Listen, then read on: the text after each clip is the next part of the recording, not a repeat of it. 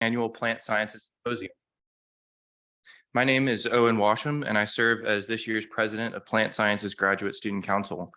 I would like to start today's event by welcoming our invited speakers, student presenters, and all those who are Zooming in. Every year, we look forward to this event, and your continued support and participation make this all possible. Today, November 11th, is Veterans Day. I would like to recognize the veterans and healthcare professionals in attendance. Veterans who bravely defend the rights to peacefully gather and share ideas freely throughout the symposium, thank you. Healthcare workers, for your endurance and hearts to provide care for the sick during the ongoing global pandemic, thank you. Today, we have over 160 registrants from industry, students, from faculty, and over 100 of those are registered to be in person today, and the remainder are on Zoom. Today's program information will be on our website, and the program can be found via this QR code. We have a full day of great talks ahead of us. Be sure to stop by the welcome table to register and pick up a raffle ticket. We will break for lunch from 11:45 to 12:30. During this time, we encourage attendees to socialize and check out the poster presentations. Please feel free to take the time that you need to stretch and refresh yourself throughout the day. You're welcome to come and go as you're able. At the end of the day, we will have an all-speaker panel followed by the raffle drawing for prizes. Following each speaker presentation, we will have 10 minutes for questions. A PSGSC member will be monitoring the chat and will deliver questions to the moderator. If you would like to ask a question, please raise your hand or post it in the Zoom chat. If you wish to submit further questions for the speakers or the panel, please submit it on the online form using the QR code. That's QR code to submit questions. Virtual attendees, at this time, please disable your video and mic and keep them turned off during the symposium. If you have technical difficulties, Council Member Lynn Song is standing by to help. Private message Lynn or email her at lsong27@wisc.edu. After the symposium, the talks that are approved for rebroadcast will be shared on the PSGSC website and on YouTube. Before continuing this morning, PSGSC would like to share a land acknowledgement put together by American Indian Curriculum Services Department. The University of Wisconsin-Madison occupies ancestral Ho-Chunk land, a place their nation has called Daejeop since the time immemorial. In an 1832 treaty, the Ho-Chunk people were forced to cede this territory. Decades of ethnic cleansing followed when both federal and state government repeatedly, but unsuccessfully, sought to forcibly remove the Ho-Chunk from Wisconsin. This history of colonization informs our shared future of collaboration and innovation. Today, UW-Madison respects the inherent sovereignty of the Ho-Chunk Nation, along with the 11 other First Nations of Wisconsin. Today's symposium is organized by Plant Sciences Graduate Council. PSGSC is an entirely graduate student-run organization made up of representatives elected by our peers from numerous programs across campus. Officers on PSGSC serve for 1 year, and each council is composed of officers who are typically serving for the first time. Throughout the year, PSGSC organizes social and professional development events for graduate students in the plant sciences. The Symposia series gives graduate students a fantastic opportunity to organize, host, and create connections in a world we all aspire to improve. In 2011, PSGSC held the first symposium at UW-Madison. One of the things that makes this event so special is that every symposium reflects the unique identities and values of the council members who organize it. If any graduate students here today from the plant sciences in the audience are excited and interested in the idea of running the event, serving their local plant sciences community, and want to bring fresh vision to the symposium, we will be holding elections for next year's officer positions in the coming weeks. Please watch for those emails. We encourage you to nominate yourself and your peers to become part of next year's council. I'd now like to turn the mic to Dr. Dacian Rauscher from Corteva Agriscience, and we'll talk more about the Greater Symposia series.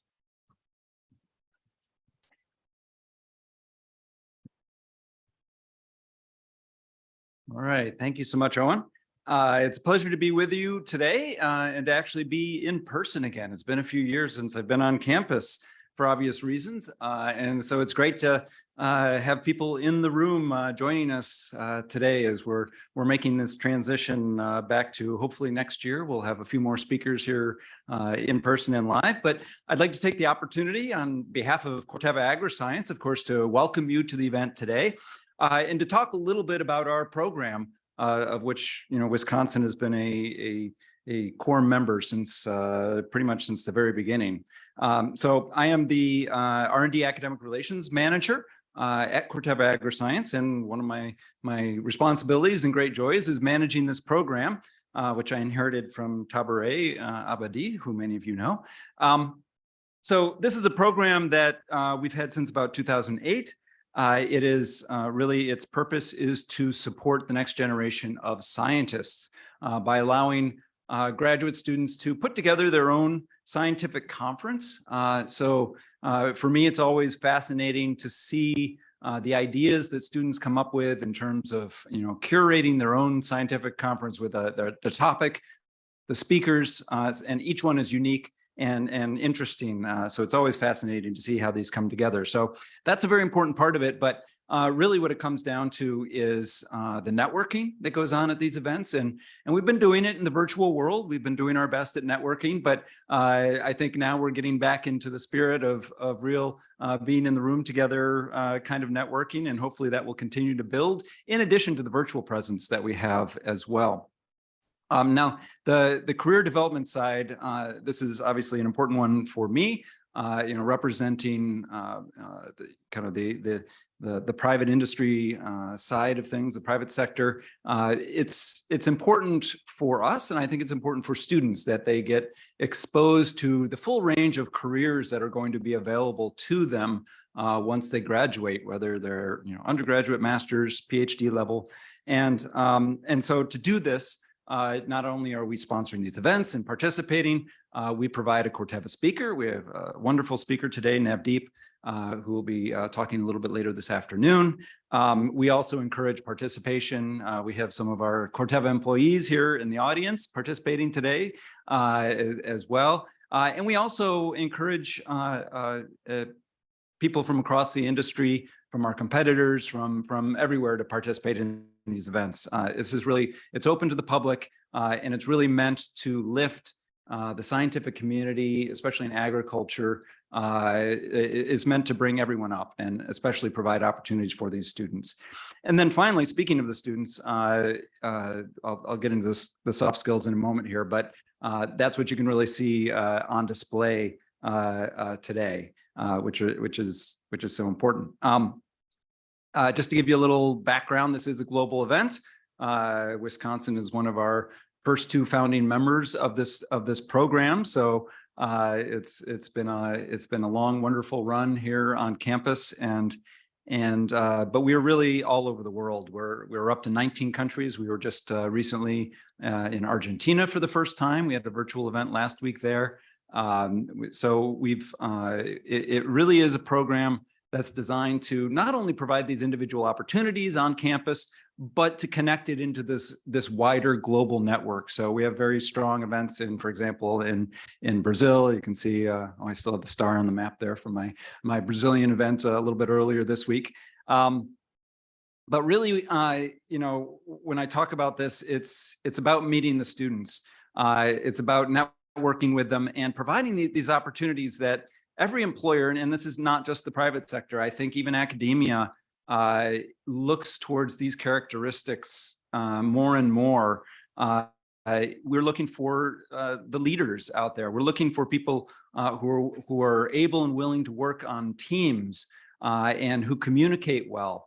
These are the skills that are really critical for success later in your career, and we think that the Symposium series is one of many tools that we can use to foster these skills in graduate students, and of course the great networking that goes on. So it's a program that we're very proud of, and its impact. It did begin as the Plant Sciences Symposia series. If you notice, we've kind of changed the name. It's really the Corteva Symposia series now, because it's starting to become a bit broader. It really has its roots more in the plant breeding side of things and the seeds and plant sciences in general. But now we have symposia in chemistry, seed technology, and and some really diverse topics. So really to welcome all of these disciplines and topics in there. We've taken the plant sciences name out of it,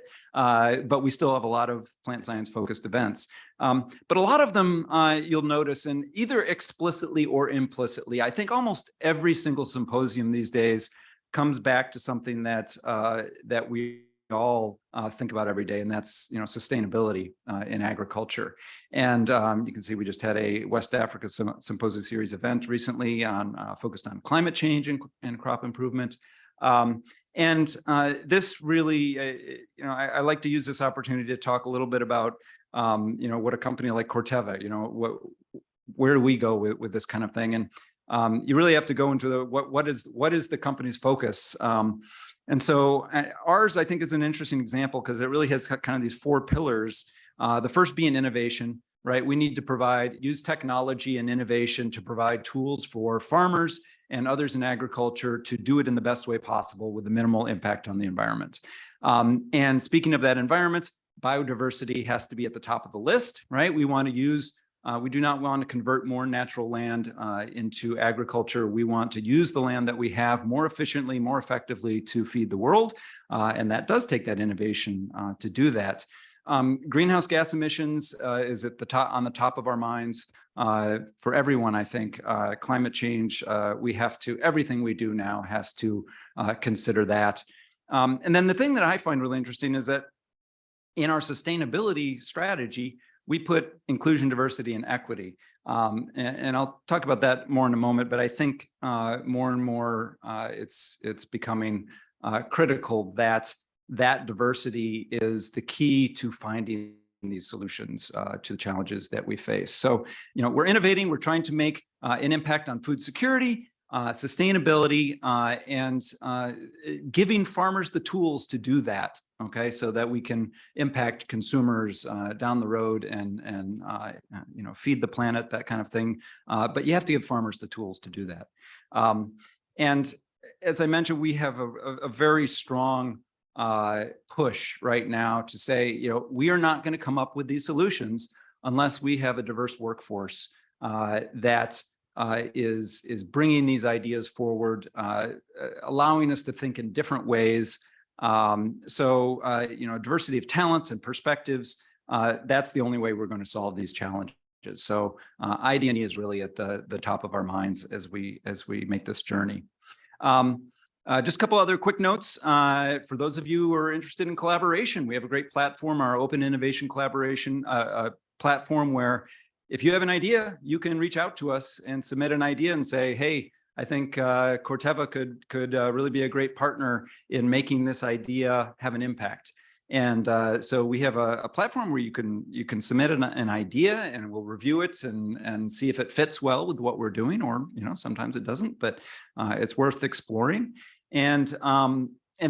And we also have challenges, and there's not much time left on these two here. We have some deadlines coming up here, but just to give you an idea of what we do is we put out these calls for proposals. There's a $15,000 call out now for indirect assays for predictive crop performance. So that's one call that we have at the moment. And then the other one is for low-cost in-field sensors for greenhouse gas emissions. So if you know somebody in the engineering department or that might be working on sensors, we have funding up to $50,000 for working with us on these sensors. So, we've some great opportunities to work together, collaborate with the scientific community. And the Symposium series is really our flagship model for interacting with academia, with graduate students. We have some events coming up. If you want to go to Toronto, or hopefully you'll be able to connect online. University of Guelph is coming up soon, Purdue University. Then we have some in Chile and Brazil. And then finishing up our season for this year at Michigan State. So we have some great events. Please reach out to me. Please connect to me on LinkedIn. If you have any questions, feel free to send me an email. But again, it's a pleasure to be here in Madison. It's a wonderful drive up from Johnston, Iowa to be here. And I looked at the weather. It's actually 5 degrees warmer here than in Iowa right now. I don't know if it's the lakes or what it is, but I'm glad to be here with you all and looking forward to a great day. Thanks.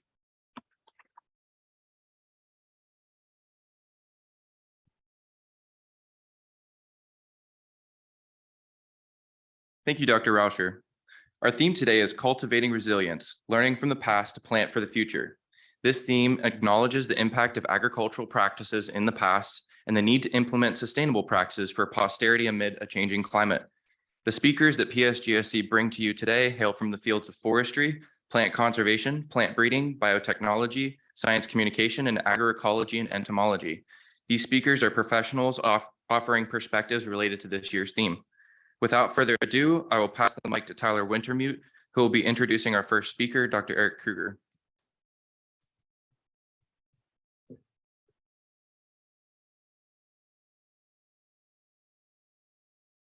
Thank you, Owen.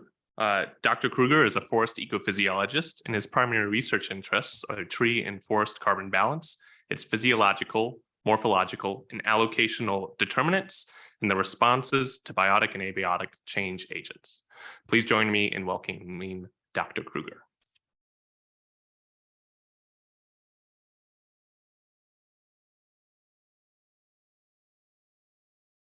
Thanks, Tyler. And so it might be no surprise to you that this is the sort of thing I'd like to talk about with you today. And there's very little biotech in it, but we're going to drill deeply into this question, and I think it has broad relevance. So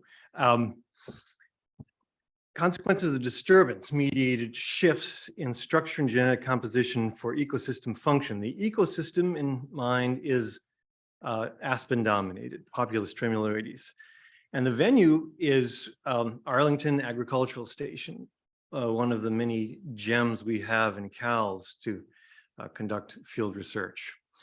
So I want to mention right away, this is a project that's near and dear to me in large part because it's a wonderful collaboration with a lot of people, and I'm going to introduce you to those people shortly. So a little history. In the fall of 2011, we began this study by planting a bunch of aspen, and the aspen were different genotypes, 15 of them. We thought there were 16, but we made a slight mistake. So 15, still good. Our purpose at that point was to test whether a biotic agent, particularly browsing, would change the structure, composition, and function of these pretty small little ecosystems that we generated. And the rationale was that these genotypes varied considerably in their palatability. And we'll talk about the reason for that. It basically revolves around defense compounds. There's a whole, substantial scholarship surrounding this defensive chemistry, and I'm involved in some of it. So what we were focused on as far as a biotic agent was that mangy ungulate deer and white-tailed deer, and there were a lot of them around, and we figured they would have free access to these trees. Of course, we restricted access to a portion of them. There were 18 of these little stands, and that they would differentially browse these systems. They did not. They picked at the edges and paid very little attention to our aspen. Perhaps there was better stuff to eat right nearby. So we changed course a little bit, and we tried to think of other environmental disturbances that would cause eventually a big change in ecosystem structure and function. And what we did in 2014 in the spring is we removed 3/4 of the trees in this very dense population. So we had an initial density of 40,000 trees per acre, and we brought it down to 10,000 trees per acre. We left the genotypic composition intact. We left all 15 genotypes there. We just had far fewer trees. By the way, both of those densities are very common in natural forests here in Wisconsin and elsewhere where you find trembling aspen. So we made a lot of hay, if you will, with research following that disturbance. This is an example published fairly recently by Olivia Cope in the picture and others. And here I'll mention the others. Rick Lindroth, Ken Keefe over Ring, Liza Hulesky, we're major players in this. And this graph really illustrates one of our principal arguments, and that is that height growth, biomass growth, the growth of the tree is very much a function of its investment in foliar defenses. And these foliar defenses, by the way, are called SPGs, salicinoid phenolic glycosides. I'll talk about those a little bit later. But they're feeding deterrents. Lots of things don't like them, and when they're at high concentrations, they have been shown to inhibit herbivory. That comes at a cost, that defense, and the cost, we argue in several papers, is that the more defense you invest, the lower your growth rate, which in this kind of ecosystem can mean mortality, because you have to compete mightily with your neighbors, fast-growing neighbors in this aspen ecosystem to thrive. And Olivia, by the way, is there looking at a heavily defended genotype on your right, and a less well-defended but very fast-growing genotype on the left. And you can see who's winning that battle. At this point in time, I'm sure that one smaller one is gone. So that's kind of a context for what we've been doing. The focus in all of this work has been at the genotype level. The dots you see at both the high and low competition, that is the thinned stands and the control stands, those dots each represent a mean for a particular genotype. In 2019, we, for many reasons, started to shift to an ecosystem focus, and that's where we are today. And I'm just going to mention a whole new sort of team of collaborators. First of all, that's Rick Lindroth, showing us the secret gate to get into our magic garden. I don't have my hands in my pockets. I usually do, so that's unusual for me. Next to me is Chase Kazmierczak. He is a member of Erica Marin-Spiota's lab. She's not in this picture because she took the picture. So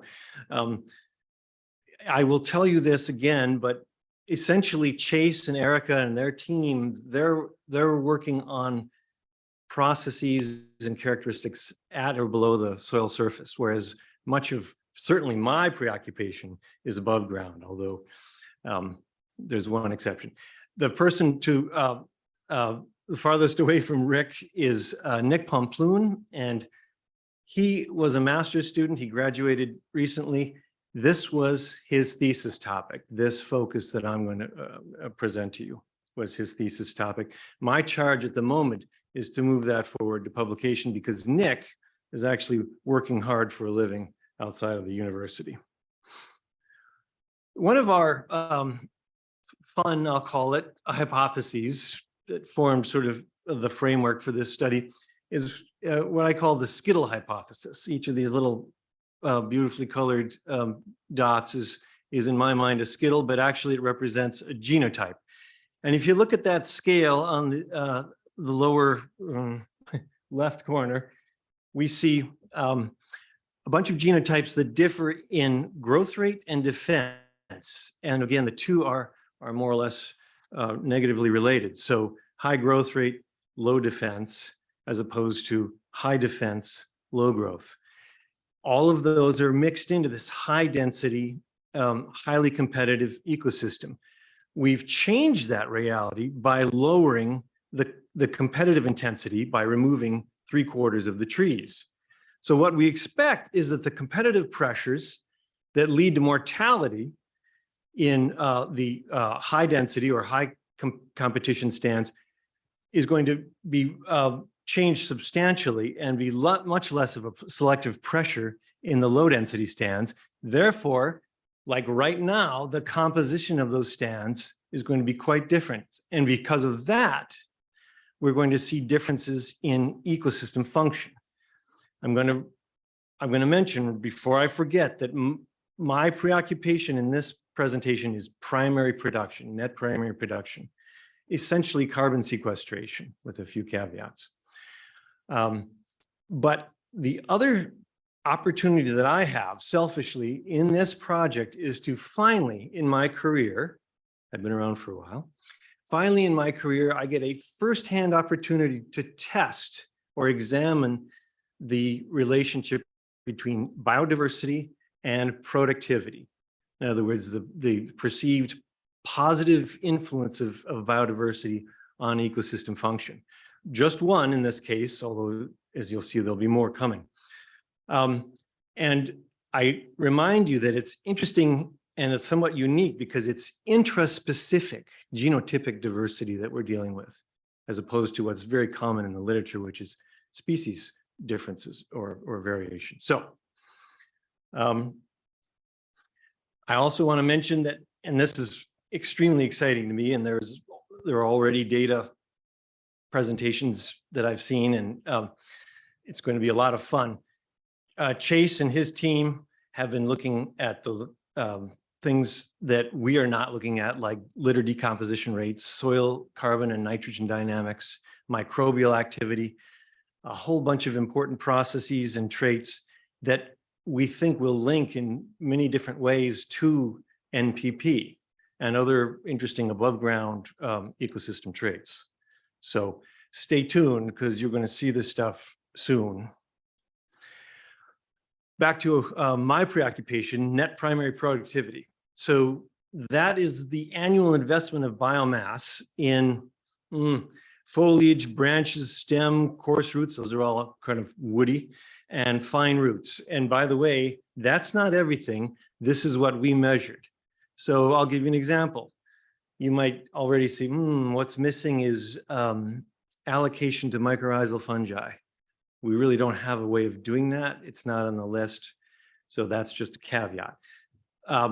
So this is what we're using as a quantification of NPP. It's literally the tons of biomass, dry biomass, that are accrued per hectare per year. So you'll see that soon. How did we do this? By the way, the proverbial we, this is Nick Pomplun, for example.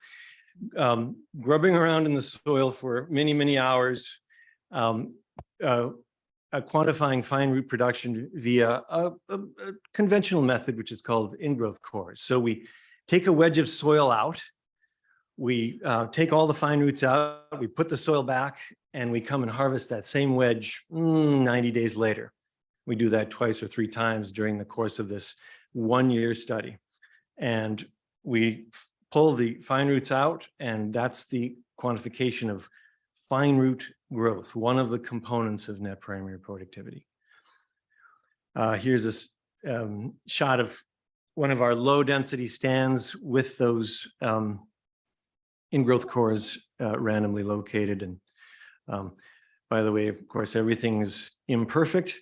And at some point in time, we found that certain critters like raccoons decided to dig up some of these, but we fared pretty well overall. The next is woody biomass accrual, and that's branches and stem, but also coarse roots. And that's quite interesting to try to estimate. So what we did during the study, and again, this is basically prior to the 2020 growing season and after the 2020 growing season, which, as you know, was superimposed right on top of the pandemic. So I kudos to everyone in this team for getting this accomplished. Although I would argue perhaps Arlington was a good place to be during the pandemic. Anyway, we would measure literally the diameter of that tree at breast height, 1.4 meters in both of those instances, and we would also measure its height. So with height and diameter, we had a lot of confidence that we could estimate the biomass, woody biomass of the tree that Nick's cutting down, and trying to be very careful to cut it at ground line. And he would cut it, we'd chop it up, we'd weigh all the bits, and so we'd get a mass for each tree. What astounded me, because I hadn't conducted one of these in decades, really, at least on large trees, what astounded me is that we perturbed these ecosystems substantially. We reduced the number of trees by 3/4. And And I would have thought, and I would have bet money on that, changing the nature of the relationship between basically height and diameter and biomass. It did not. And in fact, I can superimpose other data from other published studies that lay right on top of this curve. So one of the things I assumed but never tested, nope, I was dead wrong. I'm sure that's not the last time. But I was tickled because I feel very confident in our ability to measure the accrual of woody mass based on this allometric formula. Coarse root, ooh, that was a challenge. You give me, sorry, I need a sign. What does it say? Sorry. Oh my God. Are you sure you're getting, did you give me that padding for the extra? Okay, all right. So coarse root allometry was gleaned from the aspen face study in northern Wisconsin, where they grew aspen just basically the same way we did and had the resource to actually excavate those root systems at the end of the study. And based on DBH, they were able to form a very strong model of below ground woody mass. The Townsend lab, as always, has been invaluable. They provided us with LiDAR data, very fine resolution, maybe thousands of returns per square meter, if anybody has any experience in that, and produced not only this very pretty picture, but also just extremely important parameters like leaf area index, drivers of ecosystem productivity. From those, we can generate all sorts of associated metrics that were used in this analysis. On the ground, we had people climbing ladders. This isn't the actual sampling, but this is just that very scary sort of prospect of climbing the ladders with a pole pruner eventually to collect foliage from the various places in the canopy. Every single tree, and there were hundreds of trees in this. Metrics of importance, specific leaf area. How much area is made per unit leaf mass? How much area there is per unit leaf mass? Very important foliar morphological trait driving productivity. Nitrogen concentration, perhaps for you, many of you, makes even more sense. It's a key determinant of photosynthetic capacity.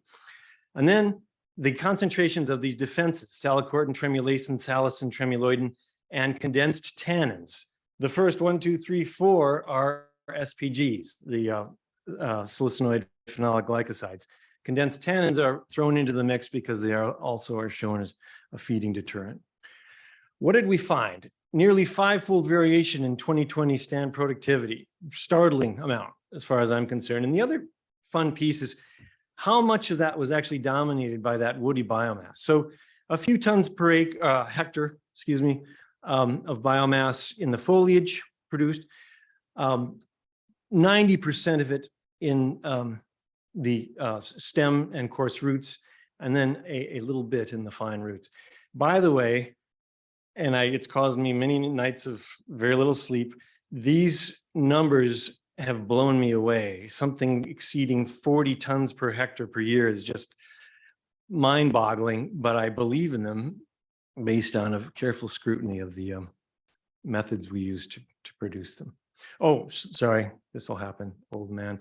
The stars represent those stands that were thinned. So, you know, we look at the comparison between thinned and unthinned. Net primary productivity, huge range, but very little difference between the disturbed and undisturbed stands, the thinned and controlled. Same with fine reproduction. The drivers of NPP, what's that, 2 minutes? Quit trying to distract me.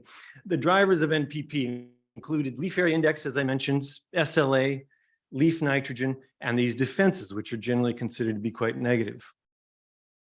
What do those look like? Lots of variation in leaf area index, very little difference in because of disturbance. Very little variation in specific leaf area, regardless, and the thinned and controls were similar. Very little variation in leaf nitrogen, and only modest variation in leaf defense concentrations. All of the defenses I mentioned. So then we get after what is explaining the variation in NPP. And here we have leaf area index a weird thing I'll call basal area to leaf area ratio, and then canopy porosity. Those last two are very strange. Leaf area index is just the amount of leaf area per unit ground area. BLLA is a proxy for what we call the Huber value, and it essentially tells you how much water can be afforded to the foliage by a tree of a certain size in relation to the amount of foliage it carries. So it's a very good indicator of hydraulic capacity per unit leaf area. And if it's high, it should allow for a very high stomatal conductance in those leaves, which allows for high photosynthesis and high NPP.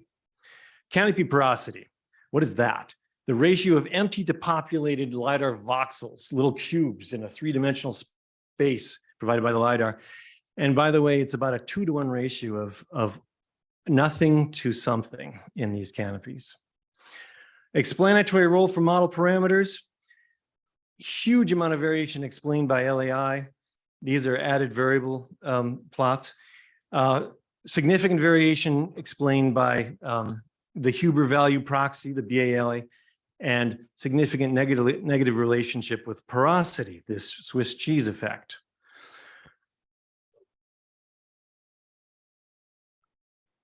Okay, so you're holding me to it. All right, no worries. Let me just leave with, give me 30 seconds. So what we take away from this is that, and this is the part I really want to dwell on. I cheated myself. We really wanted to dwell on the fact that we see an influence of genotype richness, not diversity per se, not evenness and not diversity, but genotype richness on the key determinants of NPP.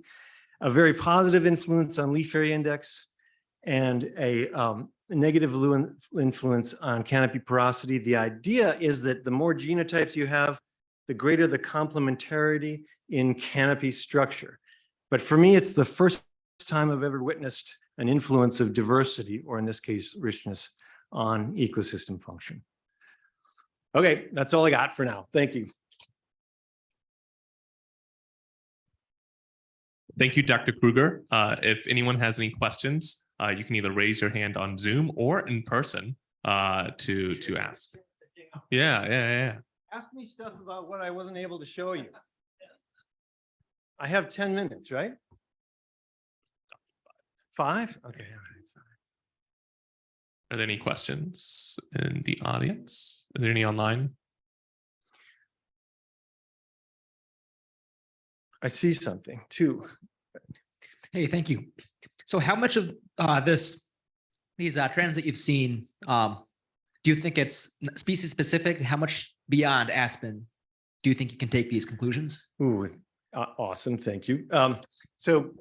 So this particular benefit, perceived benefit of richness or diversity, was new to me. And so I took a dive into the literature, and I was surprised to find a growing number of publications indicating that this is something that was witnessed when you look at, I'll call it a more conventional experiment, which is based on species, not genotypes. So I would argue that at this point, based on what I've seen, this probably applies broadly.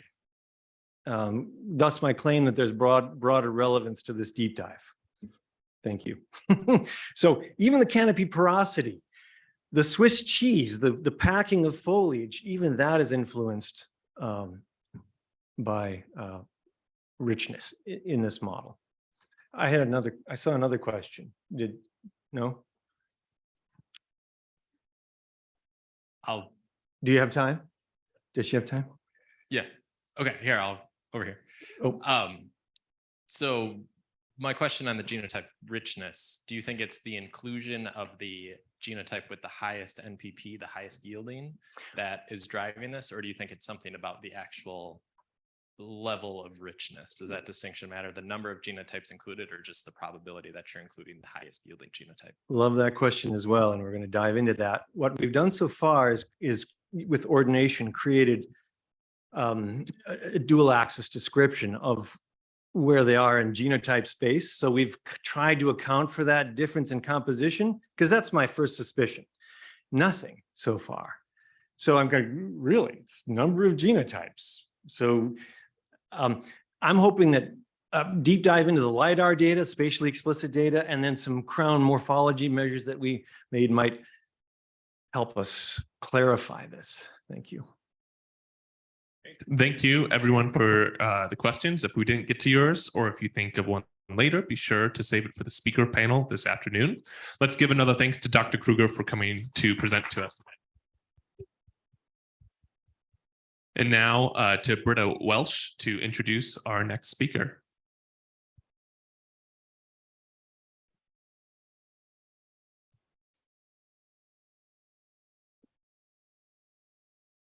I'm pleased to introduce Mr. Joe Davitt. Joe was born and raised in San Diego County, California, and was passionate about working to conserve the area after graduating from the University of San Diego with a degree in biology and an emphasis in plant science. Joe works at the Native Plant Seed Bank at the San Diego Zoo Wildlife Alliance, where they make conservation seed collections from the rare and endangered plant populations in the region. San Diego County is a biodiversity hotspot, containing more plant taxa than any other county in the United States. This work is often performed concurrently with large restoration projects in the area. This work keeps Joe busy with multiple ever-changing projects, working to conserve the area he's always considered home for future generations.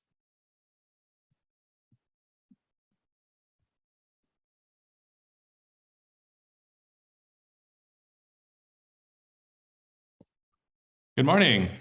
Everybody see that screen okay? Everyone hears me okay? Let's hope for the best. Great. So my name's Joe Davitt. As Britta mentioned, I work for the San Diego Zoo Wildlife Alliance, and I work in the Native Plant Seed Bank. I have worked in this role since 2015, and yeah, we are essentially making seed collections from the rare plant populations in our region, including Baja California. The photo on the screen there is from San Clemente Island, which is an island off the coast of California owned by the US Navy. And we were contracted by the Navy to do rare plant surveys on their training sites, including beach landing sites. And we made 11 seed collections from species that were endemic to the island, including the first ever seed collection from a Phacelia floribunda that was found sort of in this sandy dune area. Yeah, I'm excited to speak today. I think the idea of seed conservation really fits in well with the symposium title, Cultivating Resilience. Yeah, I've got a lot to go through, so let's just keep moving here. Let's see. Okay. So just some context for you guys. You might kind of question to yourself why the San Diego Zoo has a seed bank, or what a organization that owns zoos is doing in plant conservation. San Diego Zoo Wildlife Alliance is a large nonprofit. We consider ourselves first and foremost a conservation organization. So if you think of it as a nonprofit with these two large zoos, the zoos are essentially funding engines. And all of this profit that's made by these zoos, the San Diego Zoo is considered one of the best zoos in the world. And the safari park is always in the top 10 to 20 list of the top zoos in the world. And these funding engines essentially go to fund conservation divisions. So there are 8 conservation divisions under San Diego Zoo Wildlife Alliance. You can imagine that most of these divisions are focused on sort of rhinos, elephants, all of that. But one is plant conservation. So I work in the plant conservation division. We are not involved in horticulture on the grounds or anything. So we don't actually work in the zoos themselves. We're doing plant conservation within our region, and that mostly is around seed banking. So we have a seed bank, and we are essentially doing ex situ conservation to support in situ action. So we do work on reintroductions and restoration projects. Some of our work is grant funded, and those grant funded projects are generally around reintroductions or rare plant conservation. We do genetic studies. At times, we've developed living field gene banks where we make seed collections, genetically diverse seed collections, and then create these sort of populations that can create seed and seed bulk into the future. And we do some work with exceptional species. So we have a postdoc working with us now, Dr. Joe Rhee, that does a lot of work looking at cryopreservation of oaks. So oaks are a recalcitrant species that cannot be seed banked in traditional ways. And they are essentially grown in vitro on augers. And so Dr. Joe Rhee is working on methods to grow these oaks in vitro, and then methods to put these embryos of oaks into cryopreservation on liquid nitrogen, and then bring them back out of nitrogen, liquid nitrogen, and grow them.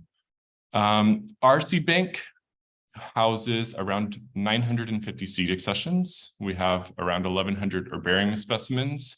The herbarium specimens are generally linked to the seed accession, so they work as a sort of positive ID of the population that we made these seed accessions from.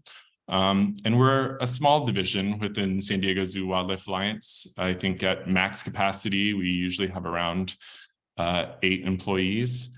But we're fairly cleverly networked to optimize our efforts, and we leverage our partnerships to get a lot of grants and funding. And yeah, we're able to do a lot of good work that I'll kind of explain here in the coming slides.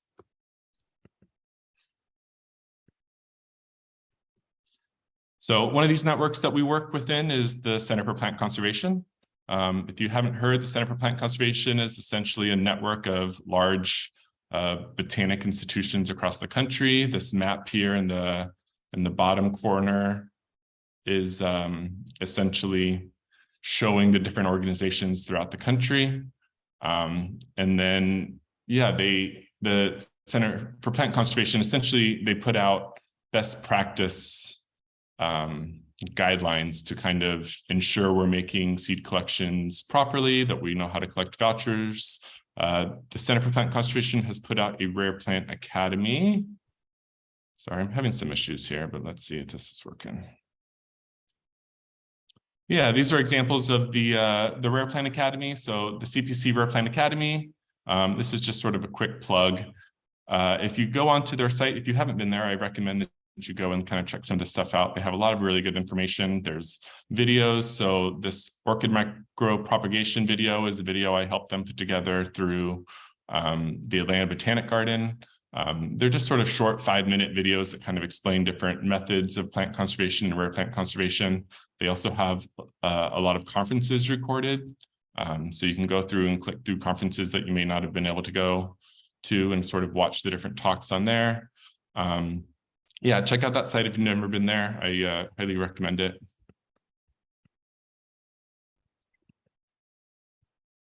And then the other network that we work within is the California Plant Rescue. So all of these are organizations that are in California. They're organizations that are participating institutions in the Center for Plant Conservation. And they're all institutions that mainly do seed banking and plant conservation in California. And as a group, as a network, we were able to lobby the state of California, and we essentially were awarded a $3.6 million grant as a network to make seed collections. So you can see here how the money was sort of allocated.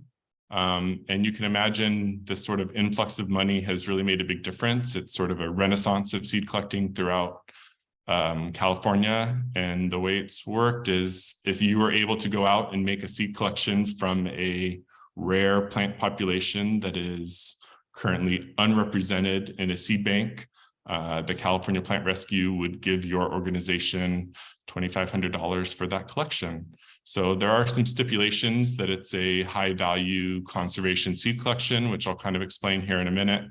But yeah, you can imagine that that really drove the number of seed collections in the state. I think I've got a graph here. So this kind of just shows It says on top here, the goal. So the goal of CAPER was essentially to bank the entirety of California's flora. That's a huge goal, obviously. So we started here with the 1B plant species, and 1B is essentially a designation that's California specific, and that's the rarest plant populations in California, or the rarest plant species and most threatened species are 1Bs. It's essentially calling them like a G1 species. So in California, there were 1,166 of these 1B G1 species. And the idea was, with this CAPER goal, we would collect all of them and make sure they were all conserved XC2. So this is sort of a cumulative number of species that were in collection in California. You can see before 2015, which was the year that California Plant Rescue was established, we were adding about 9 of these 1B species into collections per year. After CAPER was funded, we were getting about 39 of these rarest plant species in seed conservation a year. And then after funding, after we started sort of dangling this cash, you can imagine that people really started getting out there and fighting to get these species conserved in California. So the last couple of years, we've been adding about 131 of these 1B, the rarest plant species in California, to seed banks around the state each year. And we're on track to reach that goal of 1,166 by the year 2024. Just another way to view this, we were sort of having this gap of collections up in the northern part of California. There are fewer conservation institutions up there, obviously. And then, before funding, there were these big gaps in seed collections. Each one of these dots represents a seed accession in one of our seed banks, in one of the California Plant Rescue seed banks. And then after the funding was available, people started making money to get, or making seed collections to get that money. So these were representative of 2 sort of expeditions that the California Plant Rescue funded to go up into the Modoc Plateau and around Lake Tahoe. And we got a lot of these really rare plant populations conserved XC2. All right, so this was just sort of a slide that kind of shows, well, it's meant to really remind me to kind of get away from this funding idea and get into more of the seed science. So I work with seeds every day. These are representatives of our accessions at the San Diego Zoo Native Plant Gene Bank. This is a really time-consuming process to get these really cool photos, but we had some summer fellows. We have summer fellows each year, and one of these fellows project was to make these awesome photos of all of our accessions. It's an ongoing project. So seeds are amazing. We can talk about sort of dormancy and longevity. The longest or the oldest seed known, or the oldest carbon dated seed, was estimated to be around 30,000 years old, found in a squirrel burrow below permafrost, and the embryo is extracted and successfully germinated. There are examples of 2,000-year-old seeds. There's an example of a 1,300-year-old seed from a lotus that was grown. And this is all just to say that there's potential for us to conserve plants and rare plants and really the genetic diversity of all the flora around us indefinitely. But there are some caveats there, obviously. So there are recalcitrant and intermediate seeds. I've sort of mentioned them earlier when I was talking about Dr. Joe Rhee. Recalcitrant seeds are essentially seeds that cannot be frozen at all. They can't handle any sort of drying down and freezing. Acorns, oaks are a great example. A lot of aquatic species are recalcitrant. And then it's sort of a spectrum, right? So it's believed 10%-ish are totally recalcitrant. And then there's a spectrum of intermediate recalcitrant up to about 30% of species that just don't really handle freezing very well and can't really survive very long in a freezer. But the rest we can conserve, and we can make these conservation seed collections, dry them down with silica until they're at a safe level to freeze. And most of them can be frozen for a long time for the future. So how do we find them? So we kind of talked about, getting out, and there's this drive to make these seed collections from undiscovered or unbanked populations. I'm going to try here to back out of this. Maybe I'll do a new share. Screen share.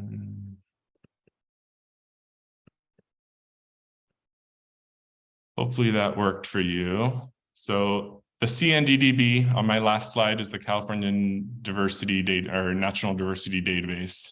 And we were able to take this, it's essentially an organization with the state of California that collects all of the data on herbarium vouchers. They collect data on iNaturalist locations, and all that data is available. And through that CAPER funding, the California Plant Rescue, they were able to make a map that essentially has all of this information available to us. So every triangle or diamond shape that you see on there is a rare plant population.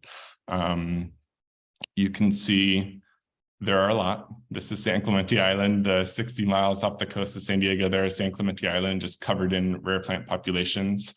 And what they were able to do is these sort of pink dots, or the pink diamond shapes there and blue diamond shapes, are species that are available for funding. So we can look through this, we can layer on top of this organizations that we have permission with. So we know we have permits, say, with the city of San Diego and with BLM, and we have permits with, you know, the natural or the national forests, and we can sort of layer these and look. So this is sort of how we create our target lists for a season. If we're looking to go out and make seed collections, you can see there's a lot of sort of these gray dots in this area here. So this is the area between Orange County and San Diego. It's Camp Pendleton, so it's federally owned and you don't have a lot of access. So there's a lot of uncollected things on that land. We can click through any one of these dots and they tell us the species. So this pseudonephalium is a aster that we've been after for a while and we haven't been able to collect it yet. We can kind of click down these, it kind of gives us exact or some location information. So lower Cottonwood Canyon near the confluence with Delusa Creek. It often says that the exact location is unknown, but best guessed. We can go down further. This says the only source of this information is in 85 collection. So it was probably an herbarium voucher collected in 85. So if we wanted to, we could get out there and hike this area and kind of look for it. We often say if it was last seen in 85, that chances are kind of slim depending on where it is that we would find it again. But this is kind of how we make our target lists in a year. So we can look through these maps. It's fun to just kind of click around on these maps. You can imagine all the rare species, all the rare plant populations throughout California. We can click into different areas and just see what's there. It's obviously huge. It's a huge state. There's lots of diversity here. Let's see, I'll go back into my PowerPoint here. So that's essentially how we find them. That's how we make these sort of target lists for our season. And then, yeah, we get out there and look for them. So we do a population assessment. So most of my spring and summer I spend in the field. I kind of consider myself a field botanist during the spring and summer. We're hiking around, we're looking for rare plant populations. We have these targets based on that map I showed you, and then we just kind of walk around and hopefully we find them. When we do find a target population, we walk the perimeter of the population. We count up or make estimates of the total amount of individuals in that population. We collect a lot of data. So sorry, this was meant to just sort of show you how large of an area we're looking. San Diego's huge. We work outside of San Diego County as well and into Baja, but it's a huge area. We're hiking around a lot. We're mostly doing day trips. Occasionally we'll plan something where we might need to camp overnight, but for the most part, these are day trips that we're doing out of the office, and we get out really early and we hike around for the day. Hopefully we find what we're looking for. We'll make herbarium vouchers. I mentioned that the herbarium vouchers, all the herbarium we collect are generally connected to our seed accessions. So they are connected in perpetuity in our databases to sort of link a voucher to a seed collection. We'll often make a soil sample, especially if they're in a soil that's kind of unique, which a lot of our plants are. We take genetic samples from throughout the range of the population. So we're often using the collector app that's on our phone that kind of creates these sort of awkwardly shaped polygons. So this is I think we were up here looking at a roost population in this really steep area, and we were kind of hiking around this trail, and we made this polygon of the area that we found plants. All the stars on the map are location of genetic samples that we took. The red star is the herbarium voucher that we took. And the genetic samples are stored in small bags. They're immediately put into silica, and they're just sort of stored in silica indefinitely in case anybody wants to do any sort of genetic research on the species. Yeah, and then we come back. This photo just shows like sort of what we would do when we're ready to start making a seed collection. So the idea is that we would make these high value seed collections. That means essentially that the seed collection is collected along maternal lines. So the seed from every mother plant is kept separately. We're always targeting a minimum of at least 50 different maternal lines. Those seeds are kept separate through the entire process. We're aiming for a minimum of 3,000 seeds. This is sort of just what's thought to be useful in terms of trying to restore or essentially restore our population if we need it. And then our collections are always backed up. So we split the collection. Half of the seed is stored at our seed bank and half of the seed is stored. Hey, Joe. Yeah. Sorry, we have to skip to questions at this time. Oh, okay. That's okay. Sure. Thank you. So if anyone has questions, just a reminder that please raise your hand or ask via Zoom chat.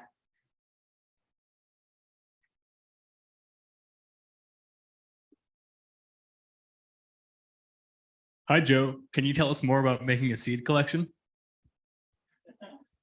Yeah, so this is essentially what we would be doing here. We'd be collecting into small sort of coin envelopes. Each individual in a population would be kept separately into coin envelopes, and those envelopes would be kept separate.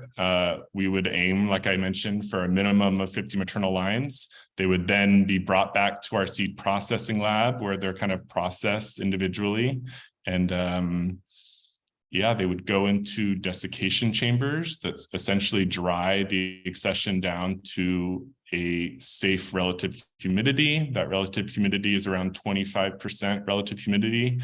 And at that point, they are safe to be sealed and put into freezers.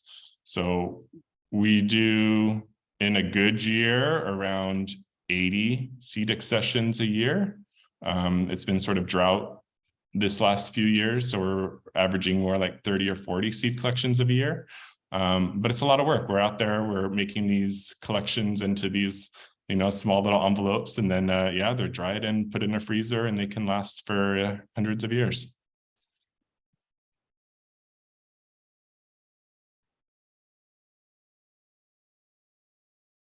Any other questions for Joe?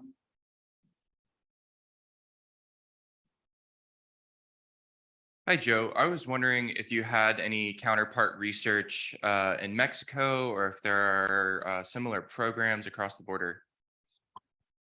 There aren't, actually. I mean, there are some. So we do have a postdoc that works with us that does collections in Mexico. It's difficult, I'm sure you can imagine, with permitting and things to get things back and forth across that border.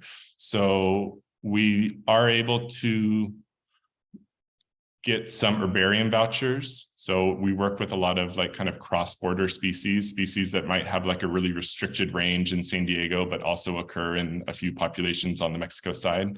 And we would be able to get sort of, genetic samples from that side of the border and sort of include them in some of our genetic studies. But for the most part, no, it's sort of a black hole on that side of the border. Hey, Joe. So there's a question from the Zoom chat. Are you able to increase seed of the very old seed you germinated? Yeah, so sorry, I went kind of long on this, but yeah, we do have a lot of programs or sort of grant funded projects where we seed bulk. And a lot of times we'll pull seed from the freezer and then it's sort of grown out. And then because we've kept them along maternal lines, we can kind of imagine that we're growing out a representative population. And then we can basically grow those in a nursery setting, make them really happy, give them lots of water, and then get the seed from those propagates. And so, you know, maybe 100 seeds can grow into plants that eventually produce, you know, 10,000 seeds, and we can then reintroduce those seeds into the wild. We've done those types of projects a number of times on a few different species. Yeah, that's something we do frequently.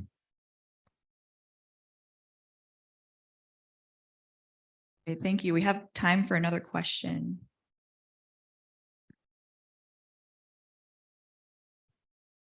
I was wondering how dependent you are on the quality of the taxonomy that exists for a lot of these species that you're collecting, and whether there are, you know, cryptic species. Did you collect populations of you know, that might be just based on unique ecology, things like that, to make sure you're saving everything you need to save?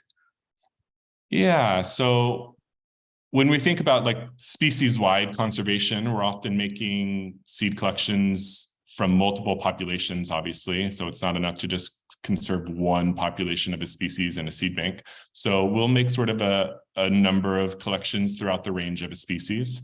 Taxonomy is sort of an issue, I guess, in all of sort of botany and botanizing. That's definitely why we always collect a voucher with our seed collections. So we have a good relationship with the Natural History Museum in San Diego, who has Dr. John Redman, who's a great botanist that can ID stuff for us and make sure that, you know, we're collecting from what we actually think it is.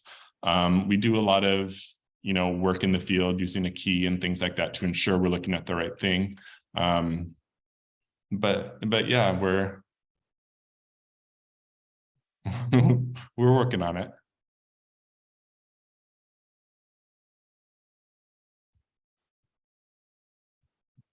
Or last one, if anyone has one. Okay, thanks very much.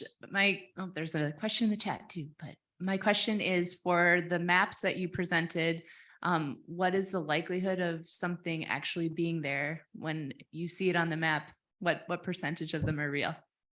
We generally only go after things that we're pretty confident at. If you really start clicking through those maps, there's a lot that are like, you know, seen in 1899 by so-and-so.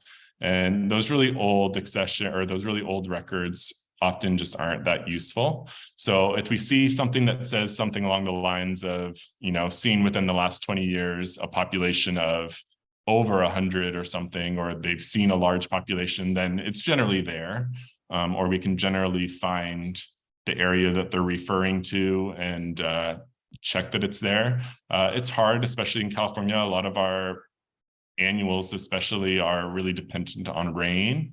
And so if the year's not great, we might get out there and you can just kind of assume that it's a bad rain year and that maybe we wouldn't find them because of that.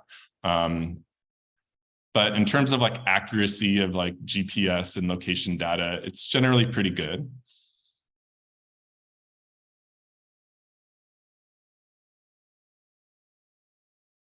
There's another question on Zoom.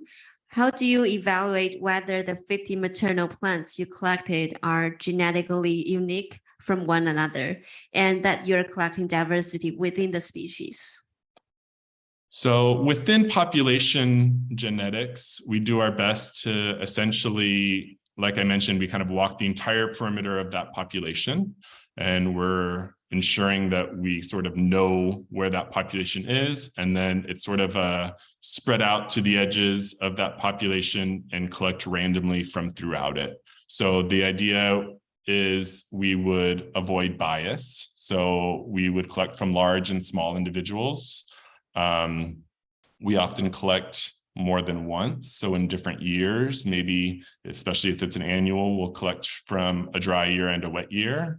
And then in terms of like a species-wide conservation, kind of how I mentioned, we would do more of like ensure that we collect maybe the northernmost in the range of the species and the southernmost in the range of the species, and that at highest and lowest elevation or something along those lines. But often we're just guessing, right? So we don't necessarily know the genetic structure within a population or among populations. And so we kind of use natural history to kind of guide us in that way, and we make our best guess. But there are a handful of species that might have that kind of genetic information available, but we're largely just sort of doing our best and making our best guess. Thank you to everyone for the questions. If we didn't get to yours or you think of one later, please be sure to save it for the speaker panel this afternoon. Let's give another thanks to Joe for presenting his work to us today.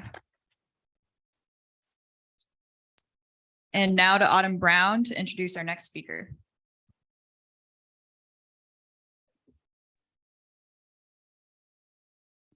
Hello, everyone. Good morning. My name is Autumn Brown. I'm the plant breeding plant genetics representative. And today I have the great pleasure to introduce Dr. John Clark. Dr. Clark is a distinguished professor of horticulture at the University of Arkansas. He has worked in the fruit breeding program since joining the university in 1980. He has worked with a variety of crops, including blackberries, table grapes, wine, and muscadine grapes, blueberries, peaches, and nectarines. He has developed more than 70 varieties of these various fruits, and he has been recognized for his efforts, including the induction in the Arkansas Agricultural Hall of Fame, the Impact Award by the National Association of Plant Breeders.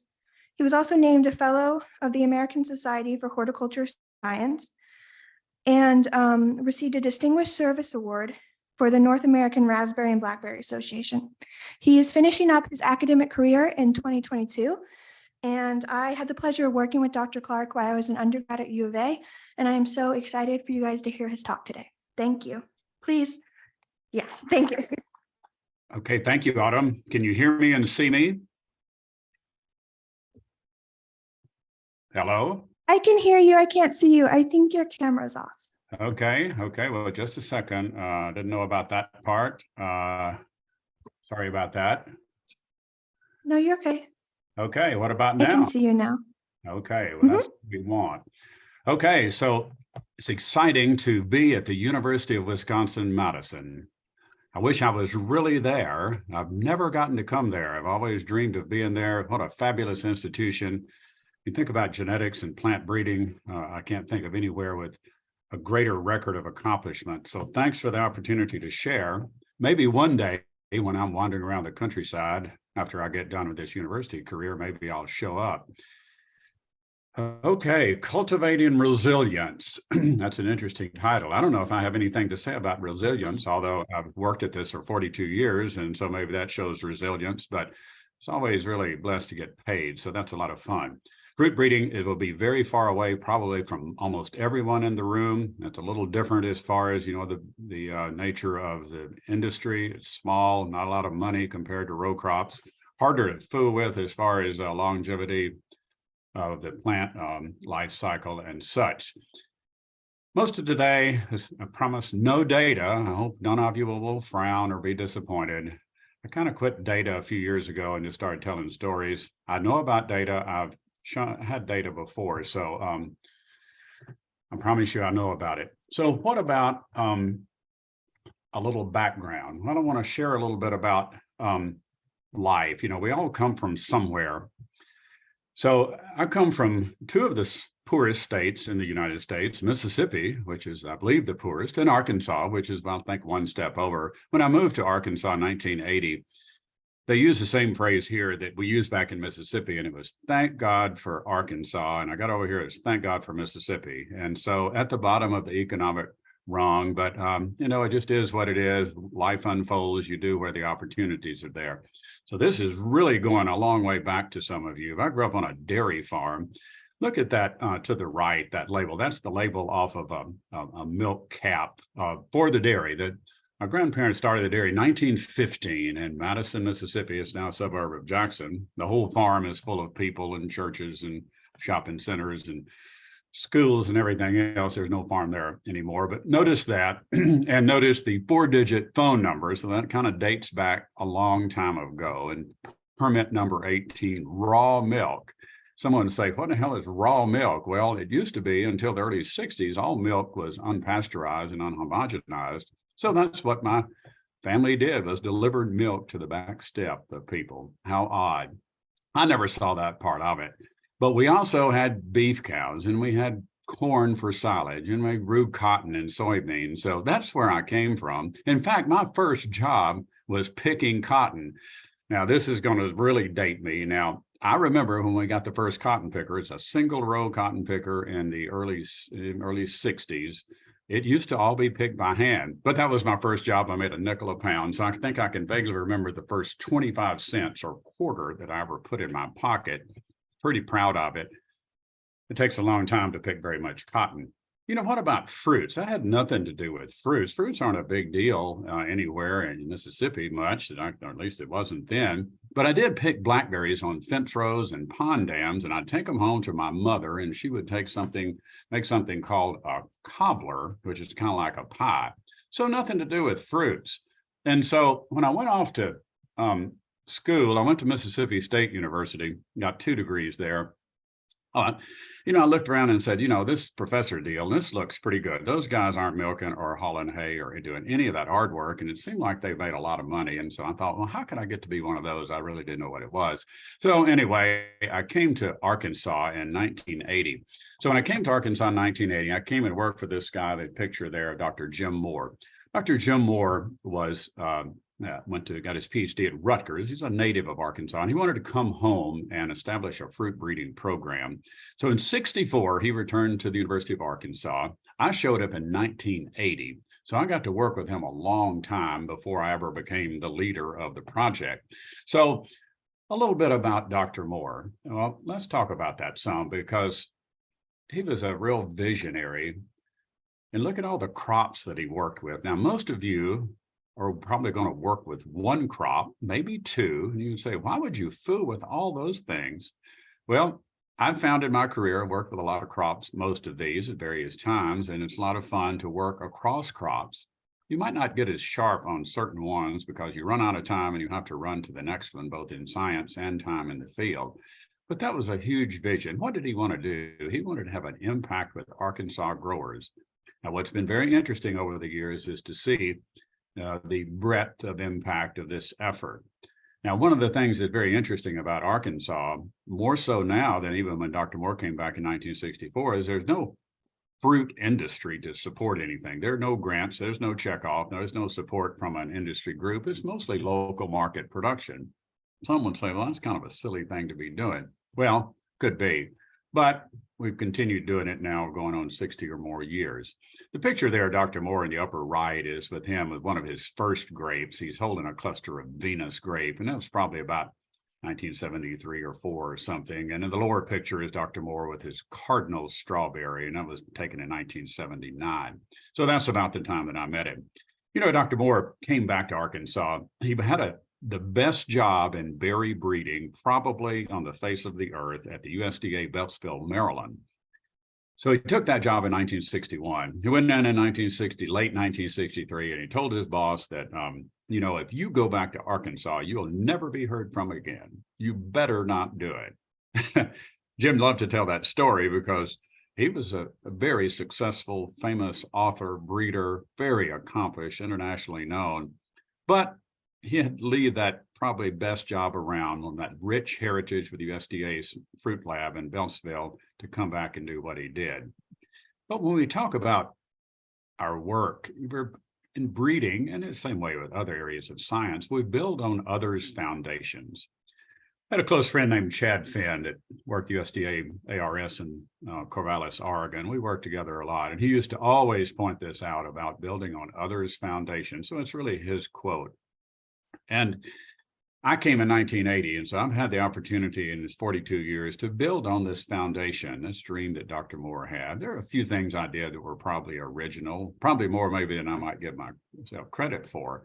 But this is something that was really an honor to take his place. So I came into my career with the breeding program up and rolling. And actually, when I took his place, I thought this thing will probably be over with when I retire in 20 or 25 years. Hasn't turned out that way. We'll hear more about that. So I got to work with Dr. Moore for 16 years before taking his place. I studied under him. I came here in 1980 as a technician, so I was a full-time employee. I was a young father. And so the assistantships paid $5,400 a year, and this full-time big money job that I got paid $12,000. So I was in the money. I found out how little money that was when two parents of a young child are both going to college, and babysitters cost money, even back then.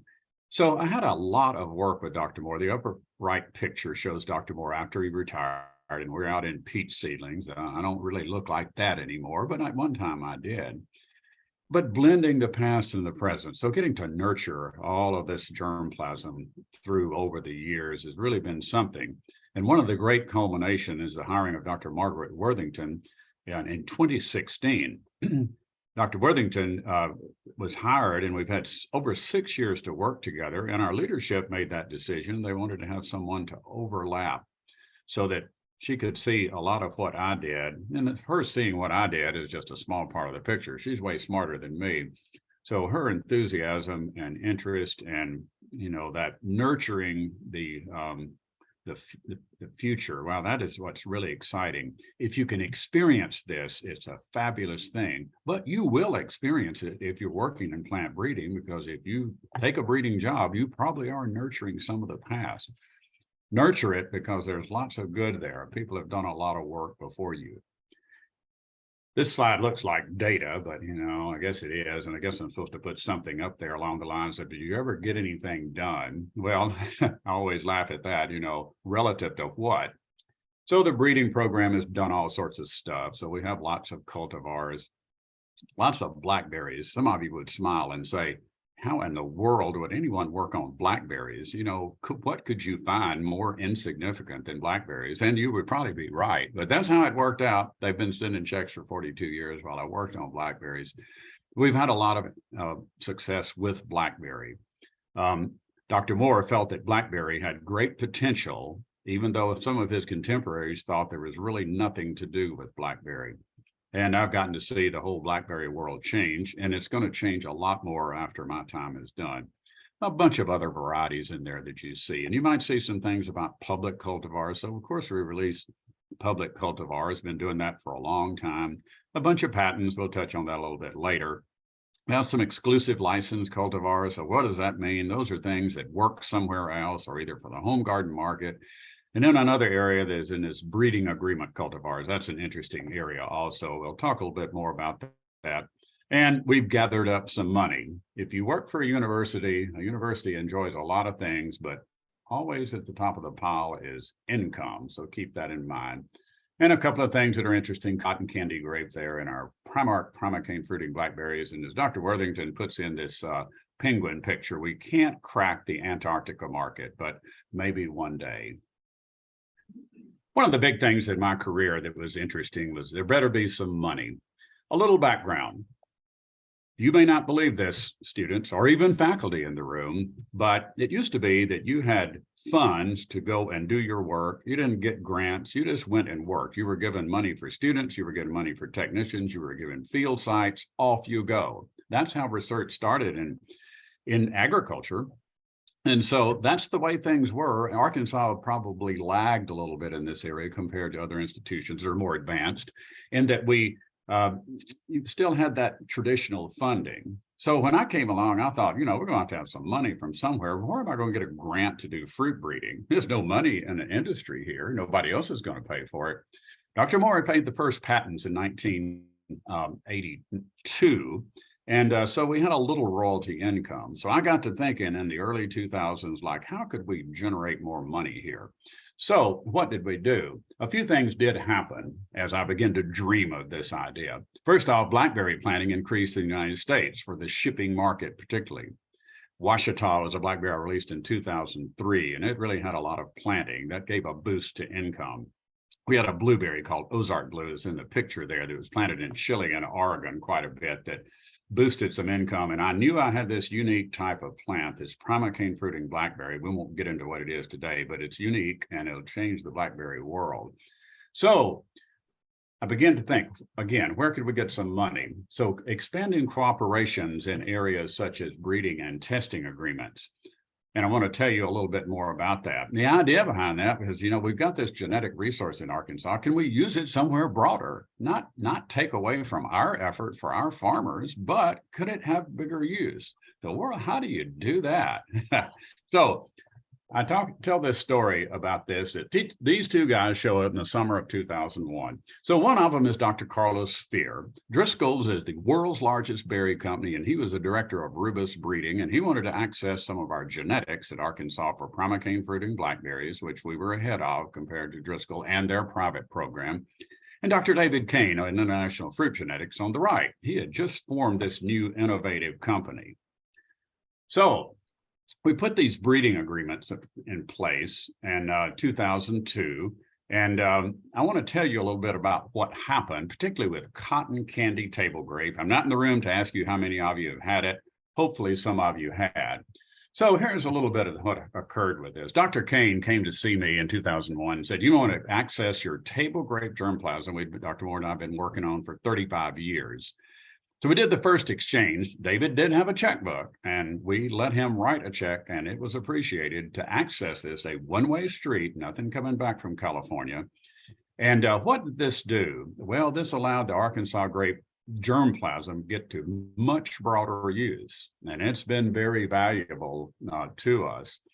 Dr. Kane there is on the right, and I'm on the left as we walk through plots there in Delano, California. The lower picture is Dr. Kane and I, and it's about 106 degrees Fahrenheit as we stand out there looking at these grapes.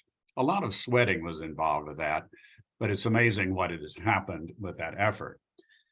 Cotton candy, this is really a big deal in the table grape world. Hopefully some of you have tasted cotton candy, but I remember the day that David showed me this. It was about 2005 or 6. I went out to see about the breeding progress using the Arkansas germplasm. And I remember David gave it to me and he said, what do you think about this? And then I said, this is really good. And he said, no, that's got too much flavor. I'm gonna have to cut it in half by crossing towards something with a neutral flavor.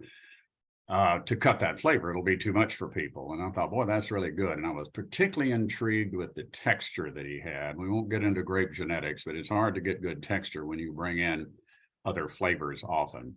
So it was a little bit of a soft. The color was a little concerned. Look at that fruit. It's more of an amber color, but I really thought it was good.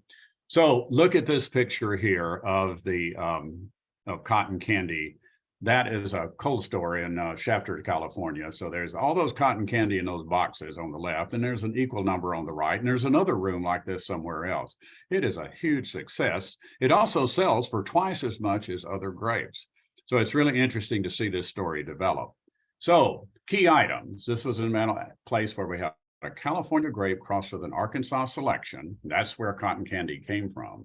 A private-public cooperation, which I was scared to do at first, didn't know how to do it. This allowed our germplasm to get into mainstream, which we could not achieve here in Arkansas. We just have local market varieties that come from our program. And it's a product that has an identity like never before. So if you want to look for other products that have unique flavors, look for Candy Hearts and Candy Dreams. Those are some others. You'll find them at Costco or Sam's and other grocery stores, Whole Foods often. So for now, as far as money goes, at least for now, there is. And I often wonder, did this have something to do when I sat down with the bosses here and said about 2014 that when I got 62, I was going to cut back my time. Started working here when I was 23. I figured that would probably be enough. That had something to do with replacing me 6 years before I really got done. The message then, look out for what you dream about. When I said we better have some money, I had no idea that some of this success would come about. Just a little bit on blackberry planting expansion. Another story. Before 2004 or so, the Arkansas blackberries were mainly just local market things, pick your own gardens and something like that. And for instance, like Navajo, a 1990 release, would sell about 70,000 plants. And later, when blackberries really got planted, there were around 500,000 sold, and that's a big change. So what about this? Well, when we really got into people using our varieties, I went down to Sunny Ridge Farm, a small Florida-based company led by Gerald Mix in the upper picture, and the right is his sons that took over, and a colleague that worked in their company, Stanley Scarborough. Stanley was able to get growers in southern Georgia to plant Arkansas blackberries. Sunny Ridge had a lot of blackberries from Mexico imported in the winter months, so they wanted to have domestic production in late May and into June, early July.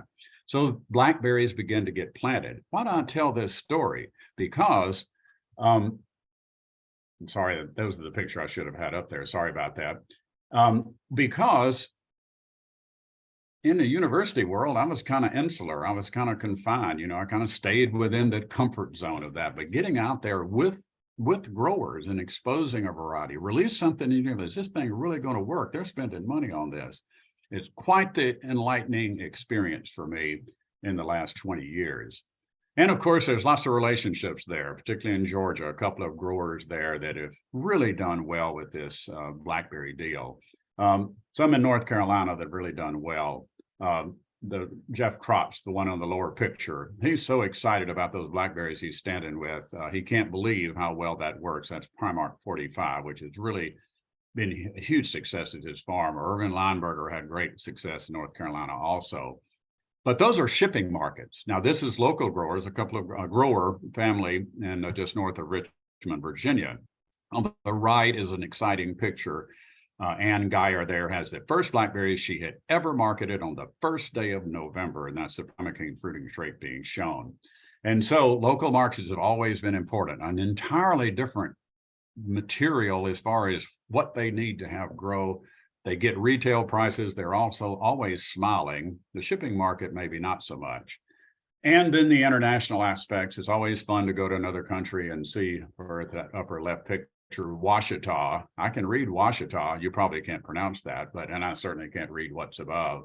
Or over to the right, trying to make inroads into Mexico. That is a picture of Arkansas blackberries grown in central Mexico. The lower left, table grape growers in the Hex River Valley of South Africa, and growing grapes in a big pile of rocks down there.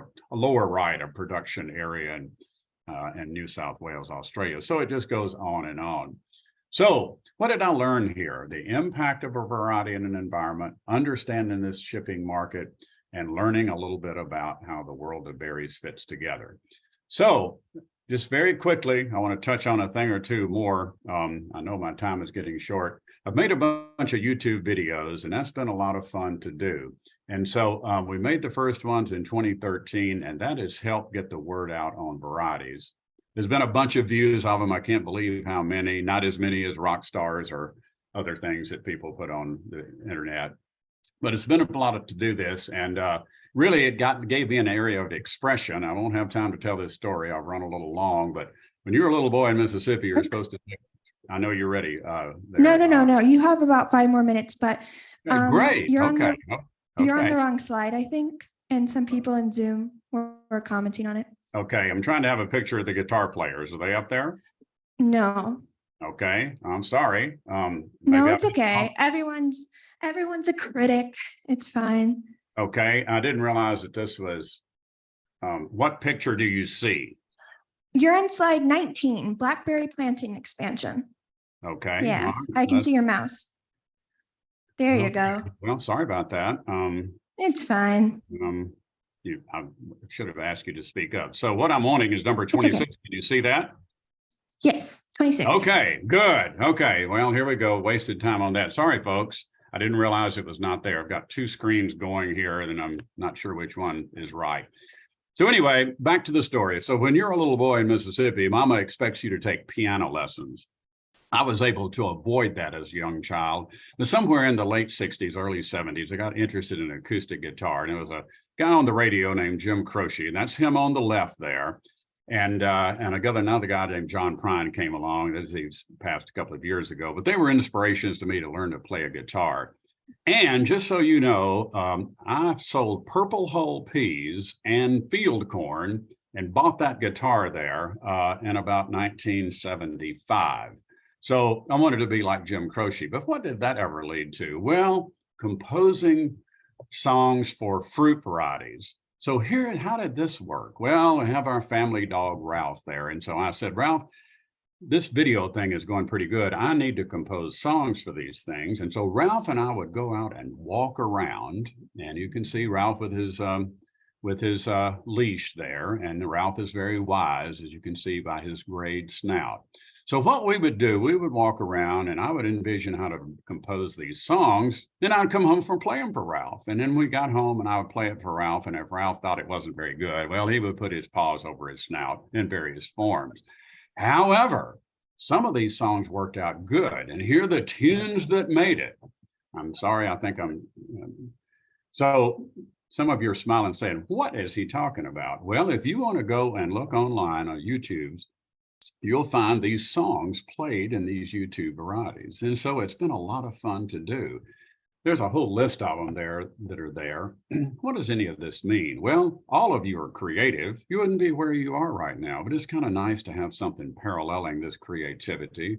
This gives you an opportunity to practice whatever it is might be that you're creative, whether it be a writer or a musician or a poet or whatever. So also, if I was there, I would play for you, but since the deal didn't work out so I could physically be there, sorry, but you'll just have to go look online.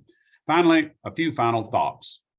Grad students, particularly, I want to share with you that are emphasizing plant breeders. Have a good hat. Those two hats there, the hats I've worn for the last 15 or 20 years, and it's really important. Shoes are important too. To take a nap or not. There are a lot of days when I was tired and I said, you know, I want to rest, where I felt like another hour, another 15 minutes, another 2 hours would pay off. And I always tried to have that initiative. Keeping physically and mentally fit is a big deal. I started working out about 30 years ago. So hopefully I would make it to this old and still be able to walk around the sun for 10 or 12 hours a day. And I did do it. Appreciate leaders or become one.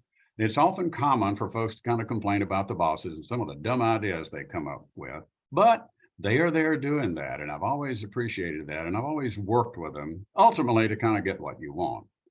Consider advice, manage humility, consider advice. I didn't say take it all, but consider it. Be nice about it as people share it.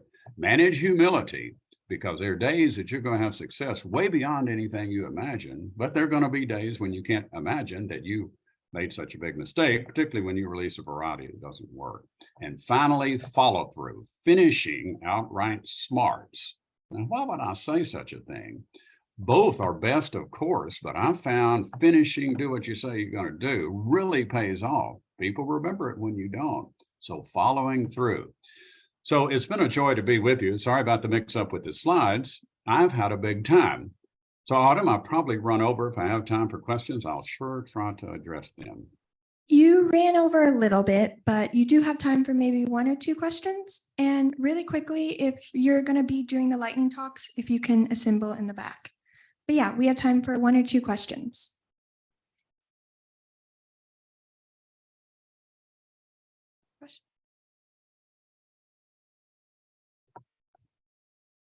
Dr. Allison has one. Hold on 1 second. Dr. Allison's getting the microphone. Sure. Okay. Mic check. Thank you, Dr. Clark. I'm curious about how much support you received from the University of Arkansas with initiating some of these collaborations outside of academia. Well, you know, that comes in different forms. Let's keep in mind, first off, the biggest support was all the support all these years to create all these plants. So that was largely state funded with a small amount of royalty income. However, you may be asking another area, maybe not, but when I embarked on these agreements, we didn't have an intellectual property office in place. So it's kind of like me out there, like, how are you going to make these deals? How do you know what you're getting into? And it was interesting, the leadership here always signed those documents. I'm not sure they ever knew what we were getting into, but yeah, the institution was always supportive of the activities. I was always ready for someone to complain that, what are you doing filming with someone in California or some other country? I was ready because I was going to say, this is the only way we're going to keep this baby going, because we don't have an industry to support like the soybean people or the rice people in Arkansas. So that was very important. One last thing I want to mention here that's important, this intellectual property thing and all these agreements, at one time, there was really nowhere in our performance document to put that down. Like, what does it mean? Faculty understand grants and refereed articles, but something like patents and royalties and contracts, what does that mean? So over time, that has become very recognized as scholarship. That is important because you want someone to say you're doing a good job. And somehow or another, I got to be a distinguished professor, and that's a long way from that dairy barn. More than you wanted in your answer, but hopefully I touched on some things important to you. Okay, one more question if anyone has one. Okay, Lynn has one on Zoom.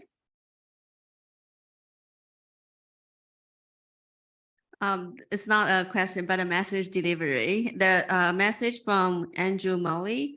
He said, Dr. Clark, I love you so much. That's it. That is all. Oh, thank you. Now, some of you possibly had been in North American National Association Plant Breeders meeting in Pullman, Washington in 2015, or in Guelph, Ontario.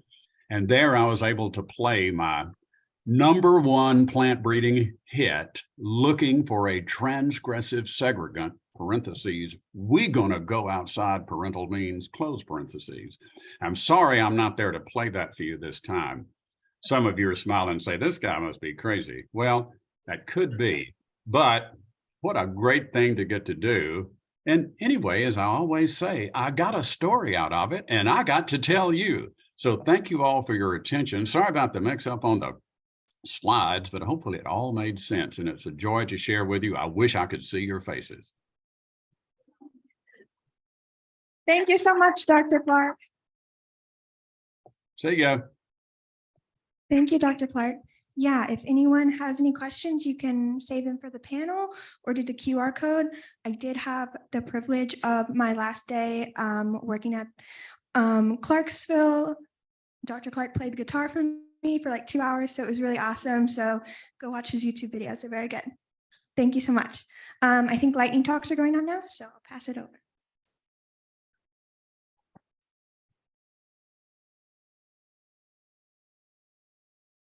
Right. I'm going to give a brief intro. Hi, everyone. My name is Meg Baker. I'm a master's student in agroecology and the agroecology rep for PSGSC.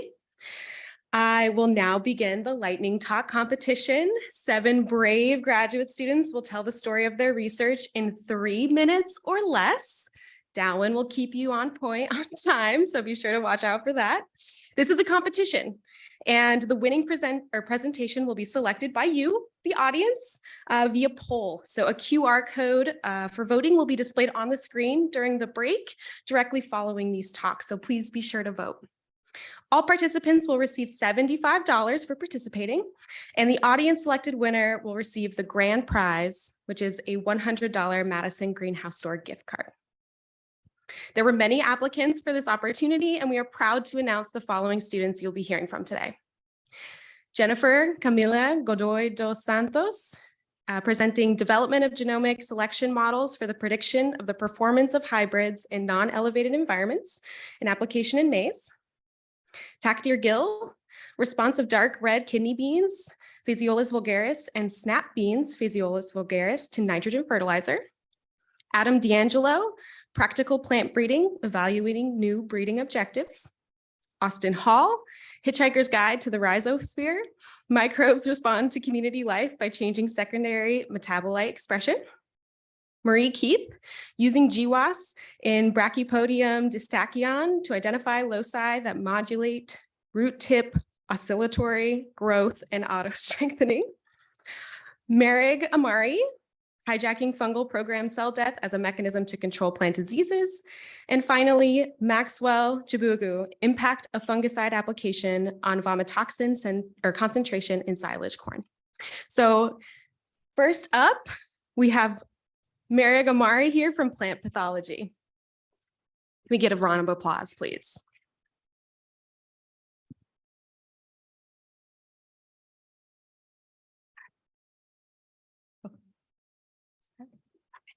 Hi, I study program cell death or PCD. PCD is a coordinated and organized mechanism of cell death, and we don't know much about it in fungi, and in particular, the biochemical networking pathways. And so the goal of my research is to characterize the PCD pathway in fungi and to evaluate where we can apply it to our benefit. And so to characterize PCD, I use inhibitors of apoptosis proteins. So here I have a cell. Let's consider this to be a fungal cell. And when it receives cell death inducing signals, we would observe cell death. Inhibitors of apoptosis proteins, or IAPs, are highly conserved negative regulators of cell death. And so they inhibit cell death and we observe survival. Now we can knock down IAP expression and it's often lethal to the fungus. And we've confirmed this in our lab. And so we wanted to capitalize on this. And so we asked, can we hijack fungal program cell death by targeting IAPs as a mechanism to control plant pathogenic fungi?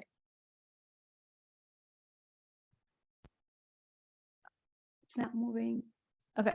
And so to do that, we use VIGS, or virus-induced gene silencing. It's an RNAi-based strategy. And essentially what we did was we transformed vectors that can target specific genes into soybean plants. And we generated, so these soybean plants that can make double-stranded RNA targeting a specific gene, in this case, targeting the IP gene in Sclerotinia, which is labeled as SSBR1. And so the fungus would take this double-stranded RNA, which would then lead to downregulation of the BIR gene, the IP gene, which would then enhance cell death in the fungus. And so we wanted to capitalize on this and evaluate the efficacy of this in controlling plant pathogenic fungi. So here I have some results. And so we're looking at, in the orange bars, plants that were transformed with vectors that can target the Sclerotinia IAP gene, and Sclerotinia is an economically important necrotrophic pathogen. And then in the blue, we have plants that were transformed with the empty vector as a control. And so we can clearly see that the plants that were able to target the IAP gene in Sclerotinia develop much lower disease than plants transformed with the control vectors. And so this indicated to us that hijacking plant fungal PCD as a mechanism to control plant pathogenic fungi can be effective. Thank you.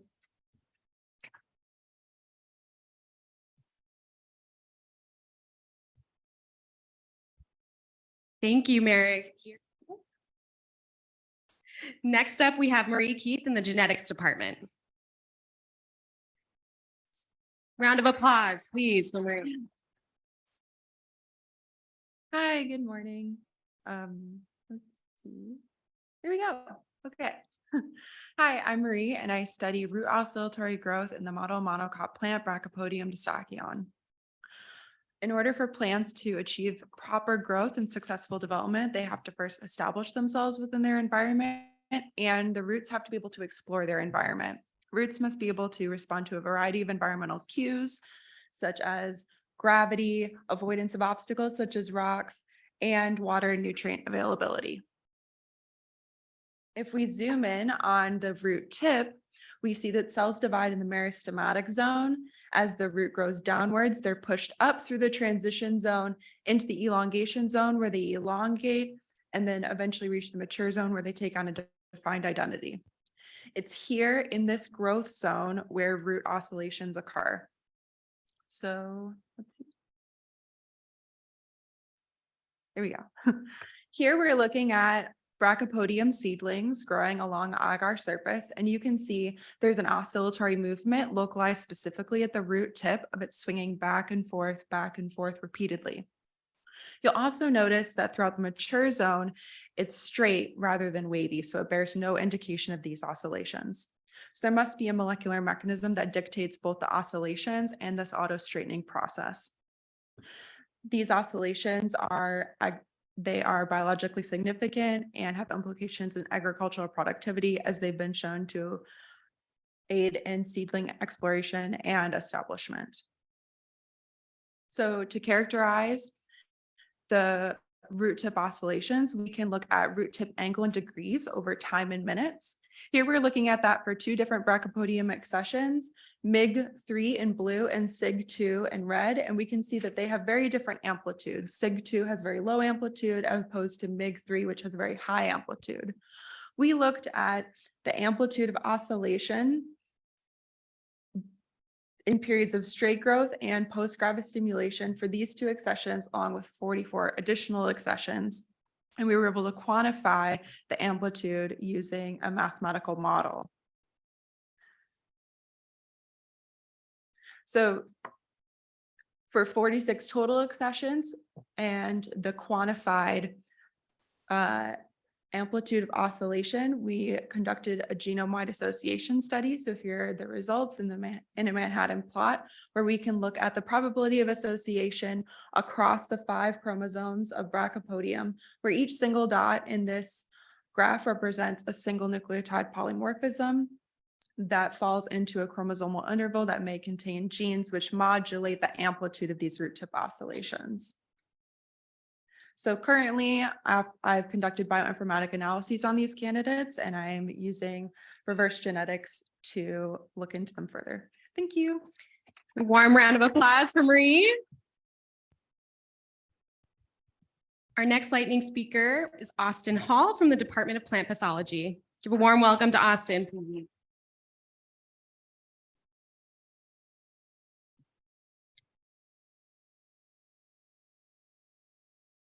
We ready?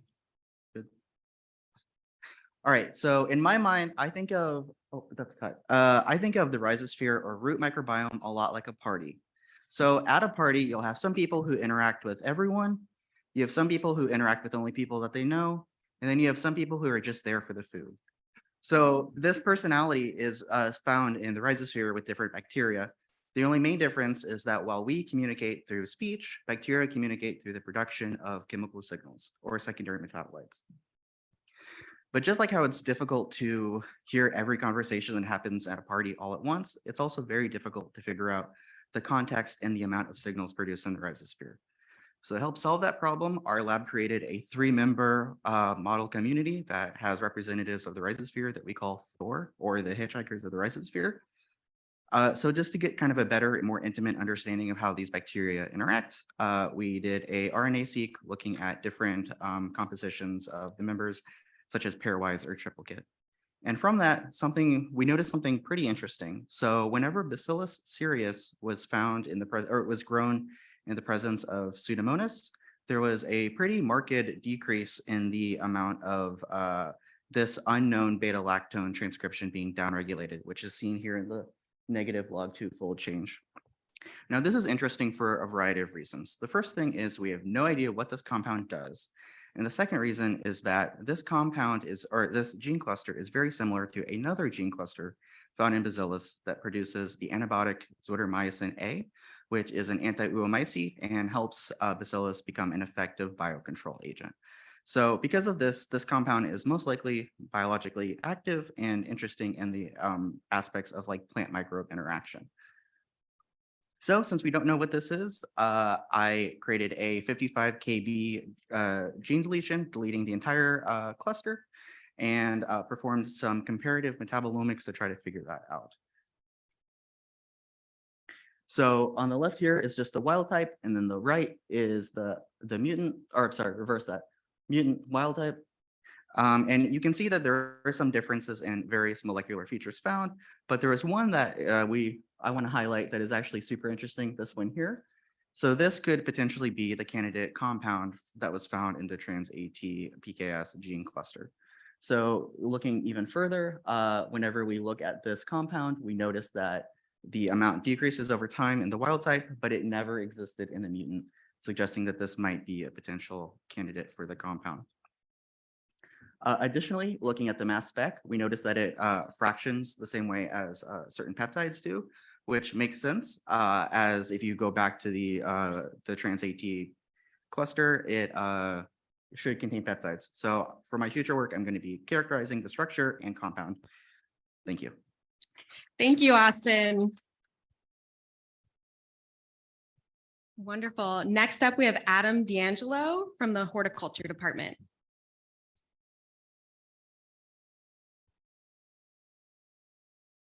Hi, folks. My name is Adam D'Angelo. I'm a grad student in the Goldman Lab, and my research is focused on breeding for eating quality and flavor in table beet.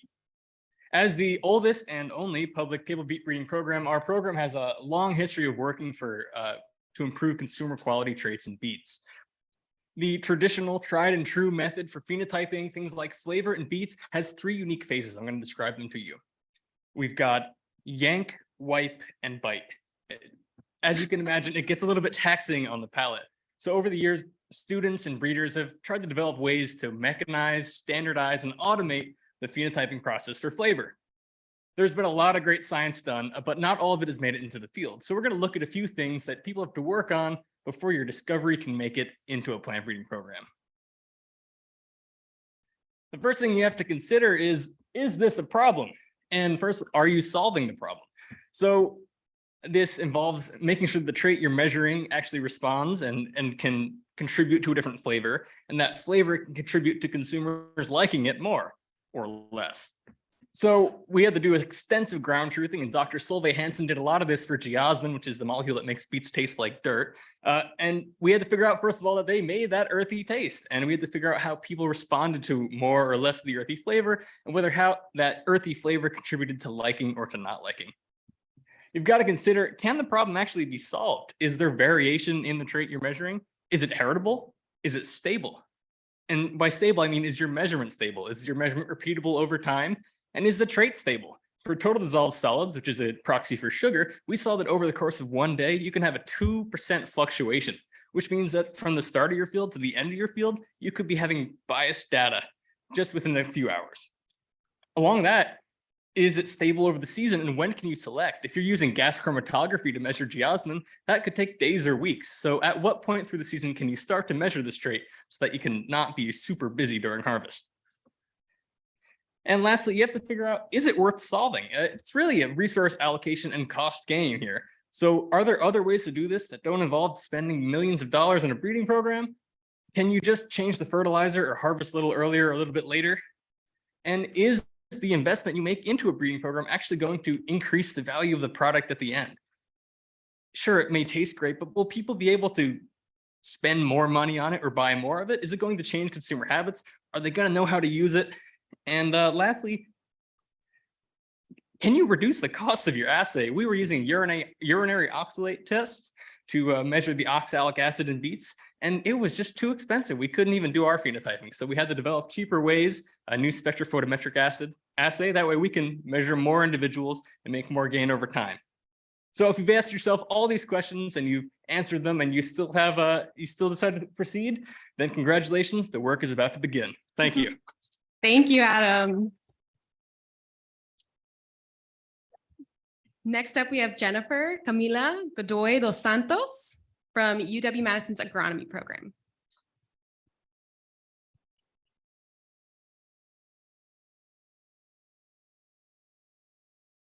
Hi, can I?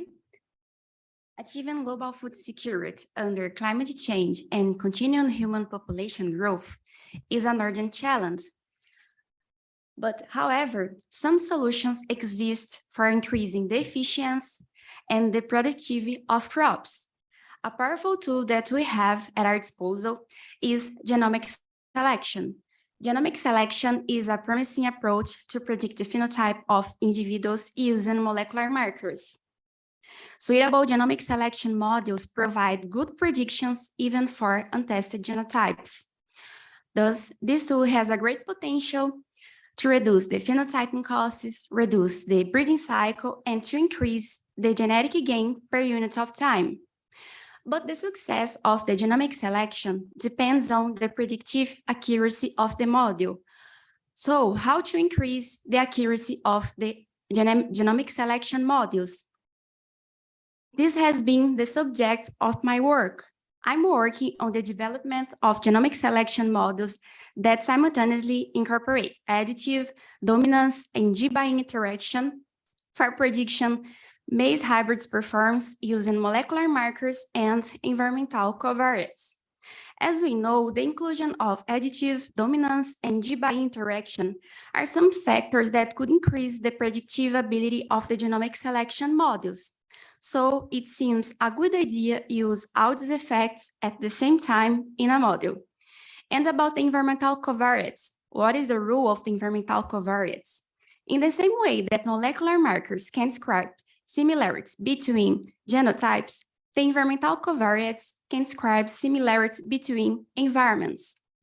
So we are using environmental covariates to increase the accuracy of our models, mainly situations where the environments have not been evaluated. As far as we know, there are no genomic selection models that use all these effects at the same time to predict phenotypes in more complex scenarios. Therefore, these models will bring great contributions to the breeding programs. Thank you. Thank you, Jennifer.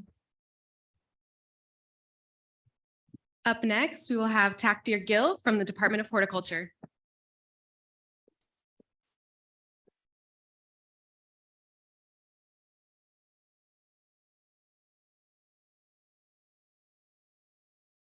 Good morning, everyone. The topic of my talk is response of dark red kidney beans and snap beans to the nitrogen fertilizer. Dark red kidney beans and snap beans are cultivated as processing vegetable crops in Wisconsin. Nitrogen is an essential nutrient for crop growth, development, and reproduction. The deficiency of nitrogen fertilizer leads to significant reduction in the crop yield. Therefore, farmers apply nitrogen in the form of fertilizer to the crops to meet the crop requirements during the season. Whereas excessive nitrogen application is detrimental both for crop growth and environment, since it leads to, it makes the plant susceptible to various crop diseases and it increases the input cost. Also, nitrogen is a mobile nutrient. It leaches into the groundwater and contaminates it. Furthermore, there is lack of information about the nitrogen requirements of kidney beans and snap beans. Therefore, my research focuses on identifying the optimal nitrogen treatments for specific cultivars of kidney beans and snap beans. For this project, the study was conducted at the Hancock Agricultural Research Station. For kidney beans, 3 different cultivars were planted and 8 different nitrogen treatments were applied. For snap beans, 2 different cultivars were planted and 6 nitrogen treatments were applied. This is how the field design looks like. The whole plot represents the nitrogen treatment, and nitrogen treatments are shown by different colors across the field. The whole plot is subdivided into 2 subplots having each cultivar. And nitrogen treatments were randomly assigned, whereas the cultivars were not completely randomized due to machinery limitation. The preliminary findings show that crop yield significantly increases with increasing nitrogen treatment. Here in this bar plot charts, we can see that the crop yield is highest for kidney beans and snap beans at the higher nitrogen treatments. However, we cannot recommend the nitrogen treatments from just the 1 year of data. For making the optimal nitrogen recommendations, we need to replicate this study in the future years. The goal of this study is to help vegetable growers have better nitrogen management program so that they can have more yield and nitrogen leaching can be reduced, making the vegetable crop production more sustainable. Thank you. Thank you, Takdir. Wonderful. And finally, welcome you in joining Maxwell Chibugu from the Plant Pathology Department.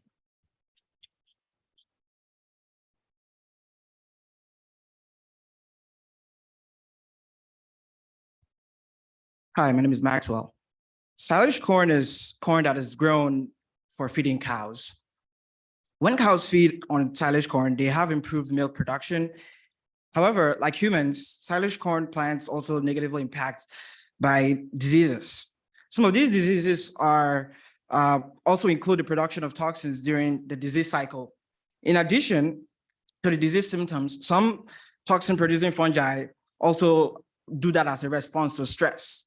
To parse out this relationship between plant disease and toxin in silage corn that is grown in Wisconsin, this study looked at how fungicide impacts toxin production. The disease system that I study involve silage corn plant, the ascomycete fungus called Fusarium graminearum, whose telemoph's name is Gibberella zeae, And the toxin it produces is called deoxynivalenol, DON, or vomitoxin. These three interact in diseases called gibberella ear rot and stalk rot, which affects the ear and the stalks of silage corn plants.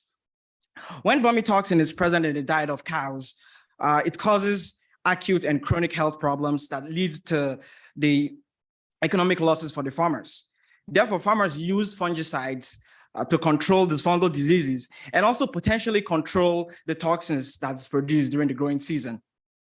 Sadly, the farmers don't know if the toxin production is positively or negatively influenced by the variety of fungicides they use. So we conducted field trials in 2020 and 2021 at the Arlington Agricultural Research Station here in Wisconsin.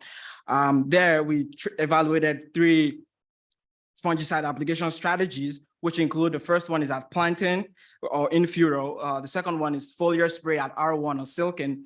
And the third is a combination of both in furrow and at silken. At harvest, we chopped the silage and quantified the toxin that was produced. And from the 6 commonly used fungicides in Wisconsin or in the Midwest generally, we investigated, we learned the following: that irrespective of fungicides and the strategies used, vomitoxin will still be detected. The strategy of fungicide application is not consistent in determining the vomitoxin content at harvest. As you can see, the strategy is separated by color. You can see some of them that were applied twice or in furrow at harvest. Some had high toxin and some had the least toxin. On the other hand, we learned that fungicides, when used, may result in more toxins than in non-treated control, as we can see in the confidential fungicide that we tried on the first one. That's the first bar. And finally, the fungicide Proline, or with the active ingredient prothioconazole sprayed on the plot at silken, resulted in the least amount of vomitoxin in the field, which is probably what we're going to recommend the farmers to use when they're spraying to reduce diseases and toxin content. Thank you. Thank you, Maxwell.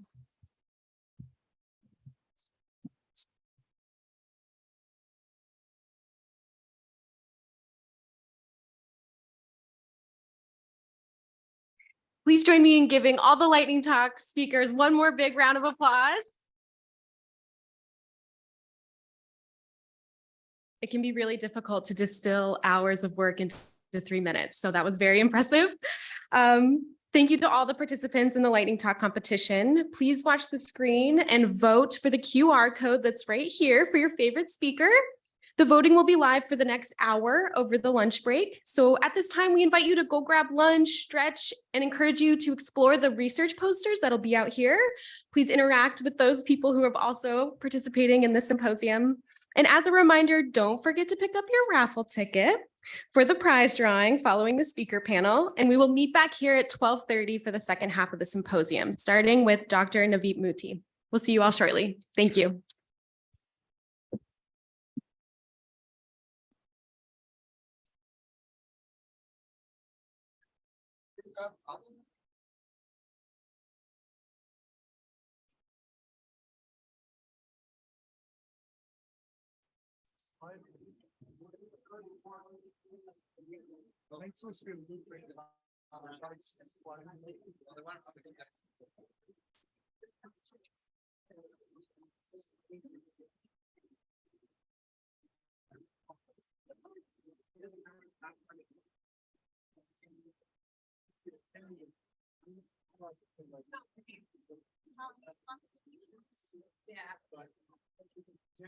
Okay, fun tech things. The QR code is currently not working, so we will let you know once it is. Thank you. Oh yeah, and if you were a lightning talk speaker, could you come up so we can take a photo of you, please?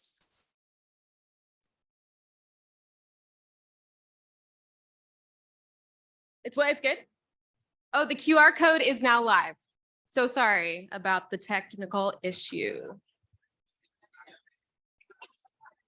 Oh, in tech here.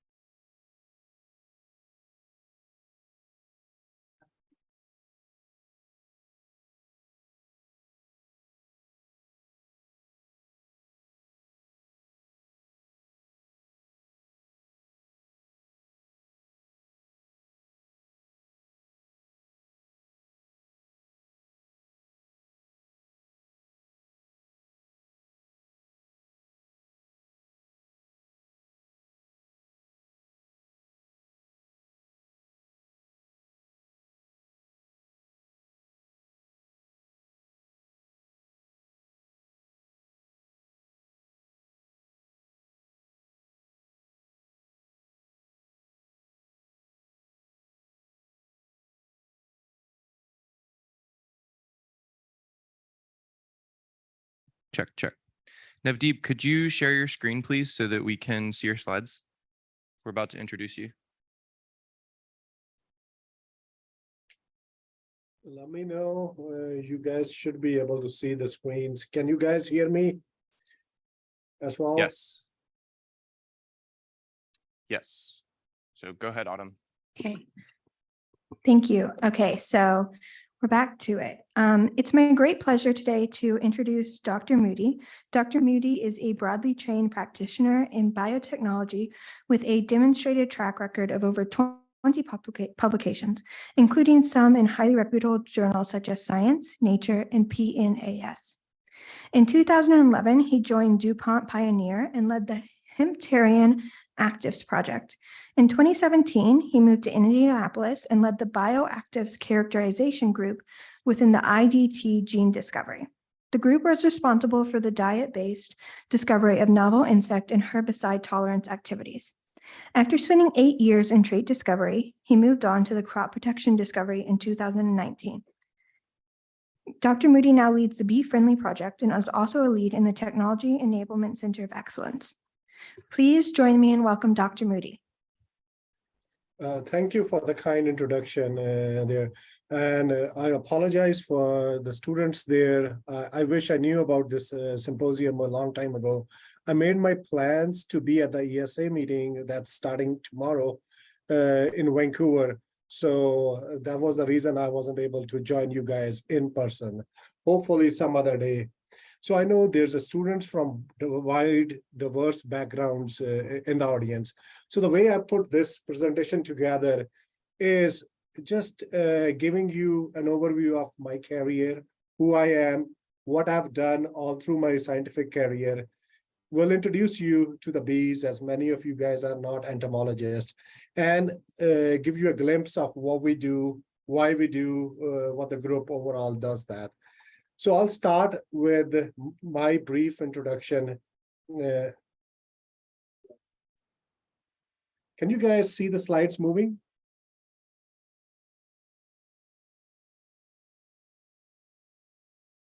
Did the slides move at your end?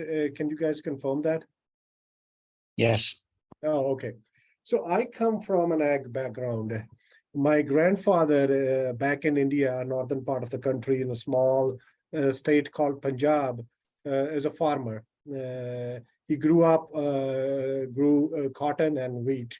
So I spend growing up my summers, my winter break on the farm with on his farm. After that, in my family, my dad's also actually an entomologist, a retired dean of College of Agriculture back in India. So I did my bachelor's and master's both in India at an institute called Punjab Agriculture University. After completing my master's, I did a small extension work for a little over a year, and then came to States and pursued my PhD at Kansas State. Worked on aphids. I was a co-advised by a biochem advisor and an entomology advisor. So primarily biochemistry, expressing proteins, purifying proteins, and the gene knockdown at this time was very new. So a lot of RNAi early work in insects. From there, I went and did a postdoc, about 4.5 years to 2 years on bees, and about a little over 2 years on ants. Bees, basically understanding queen worker diaphonism, and on ants, we sequenced the genomes and the epigenomes at that time.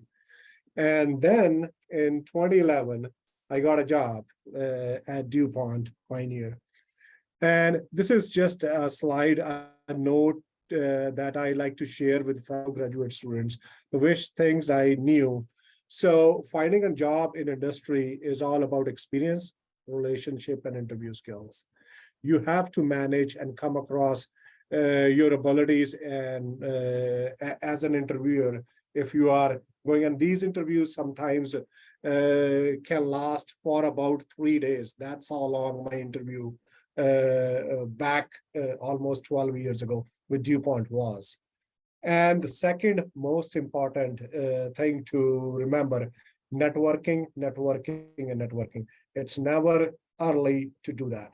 So as a graduate student and as an undergraduate student, network across your departments, across universities. As you go to different symposiums or conferences, network as much as possible. You never know how these things will come in handy. And industry, it's never being about the smartest person in the room.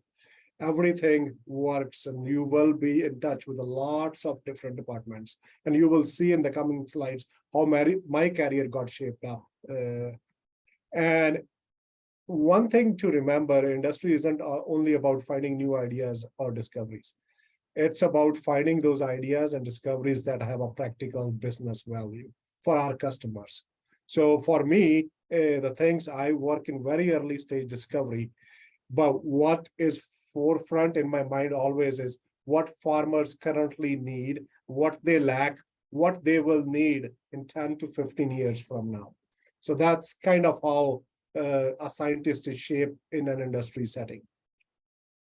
So just giving you a background, I'm always been in my 12 years a discovery scientist. We have several different departments within Corteva. So discovery is where everything starts. We have discovery, you've heard traits or GMO crops. I spent 8 years in that side. And now I'm part of the insecticide or crop protection discovery for last 4 years. So I started in 2011, leading a small team with the hemipteran actives. So we were responsible for looking at next-gen insecticidal toxins for hemipteran insects like whitefly, aphids, stink bugs. After that, I became a bioactives characterization lead, where the scope for insects expanded, not just hemipteran insects, but all insects. We have different species that we control, Lepidopteran pest, western corn rootworm pest. So I had responsibilities to lead that team, along with herbicides at that point. Then I led a sustainable insecticide project, and that's the project I will talk about later in my slides, up until earlier this year.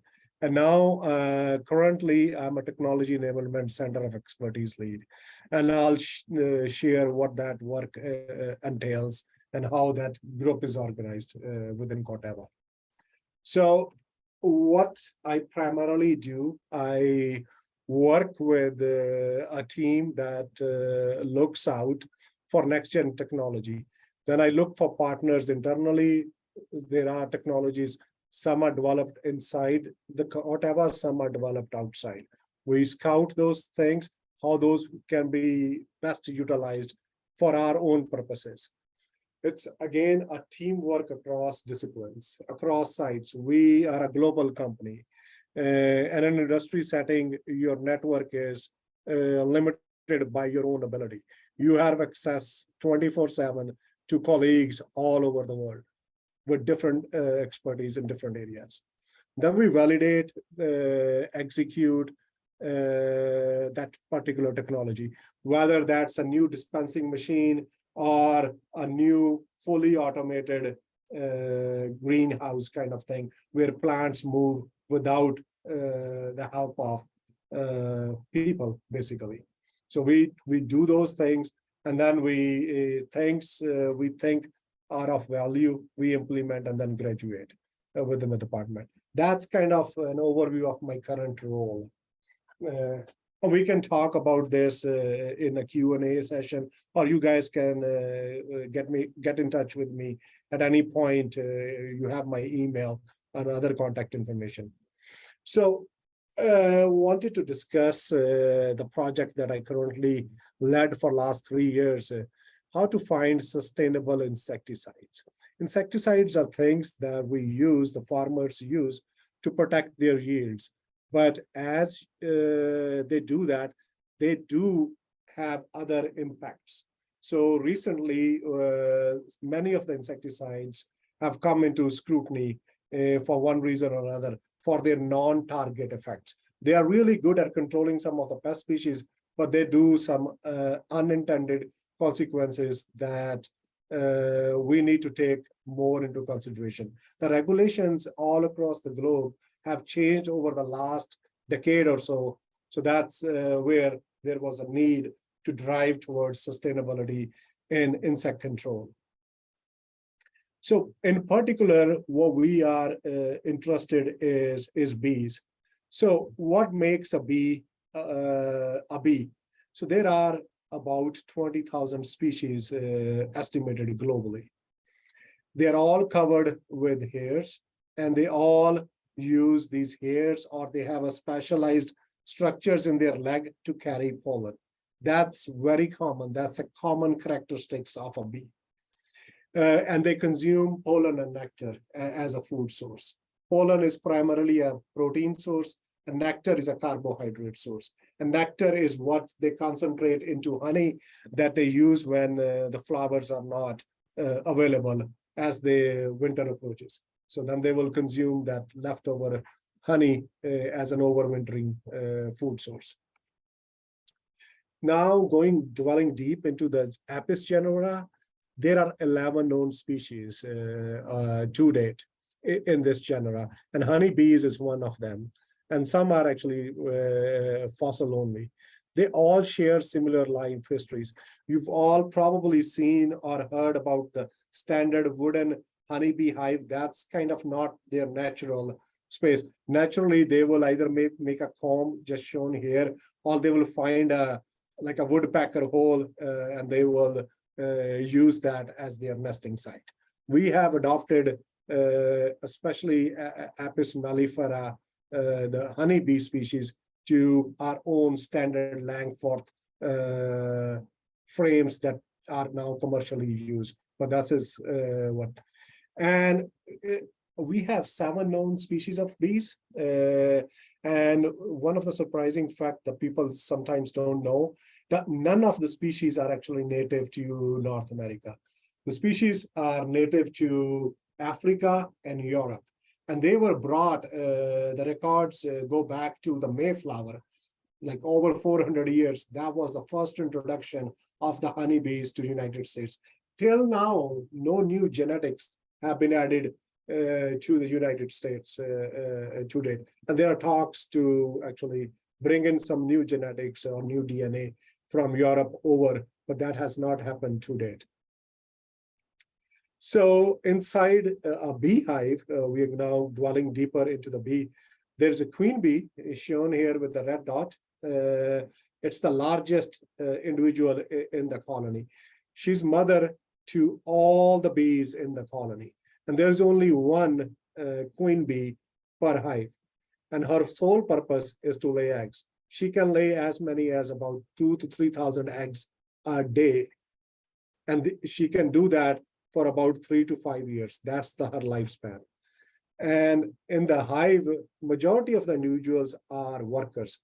These are these worker bees that do most of the tasks. And they can be somewhere thousands of individuals inside a hive. All are females. So is queen and workers. They are both females in the thing. And they do variety of tasks around that thing. So everything from building a nest, taking care of the brood, collecting food, defending the hive, everything is done by workers. And there is another individual. If you can see my cursor here, let me use it's drone. This is a male bee, and it's a haploid. It's an unfertilized egg that develops into a drone. It's larger than a worker, smaller than a bee, and you can identify it. It has really big eyes. They are produced in spring when the hive's rearing new queens, and the sole purpose is reproduction, mating with the queen. And in fall, they are kicked out of the colony. So they can't feed themselves. They always beg for food from workers. And as winter approaches, the workers will pick them up and take them outside the hive and throw them away. So at that point, they are not needed. But why do we care for pollinators? Pollinators are actually essential. They pollinate and help produce billions of dollars worth of crops. Native bees, most of the focus and credit is given to honeybees, but majority of pollination, not on the large scale orchards, but on the for the flowering plants all around the world, is actually done by native bees. And beekeeping in the US is a big business. We have about 2.7 million colonies. Hive rentals in last couple of years, especially in California, the prices have gone incredibly up. If just looking 10 years back, they were around $50, and now they are around $200, $220 per hive for pollination. So it's a big business. So as the hives move across the landscape from California to Berryland to Dakotas, they are exposed to a variety of environmental stresses. We have in Midwest a large monocultures of the same, and that's not very helpful. Then we protect our yields using various pesticides. On top of that, new diseases are introduced. This is a bee that's fed by mites. It's a varroa mite, and the mite actually is a vector for a virus, a wing deformed virus. And you can see this bee has deformed wings and won't be able to fly and do its duties. So as they are in environment, they are exposed to a lot of different things, and that impact honeybee health and well-being. And honeybees are actually the flagship species all across the globe. And we use them in our studies to understand its impact on non-target species. So I told you I'm in the insecticide discovery. So this is some data from EPA. 70% of the global sales of insecticides, majority of them, as you can see, are classified as highly toxic insecticides. And that's the reason, because up until now, the regulations really didn't demand most of the things. And even by volume, you can say vast majority of insecticides used worldwide really have high bee toxicity. So there is a opportunity if we discover something really good that's beneficial to, or it's selective in terms of toxicity to the insects we want to control, and it's selective towards bees, that will have an incredible potential.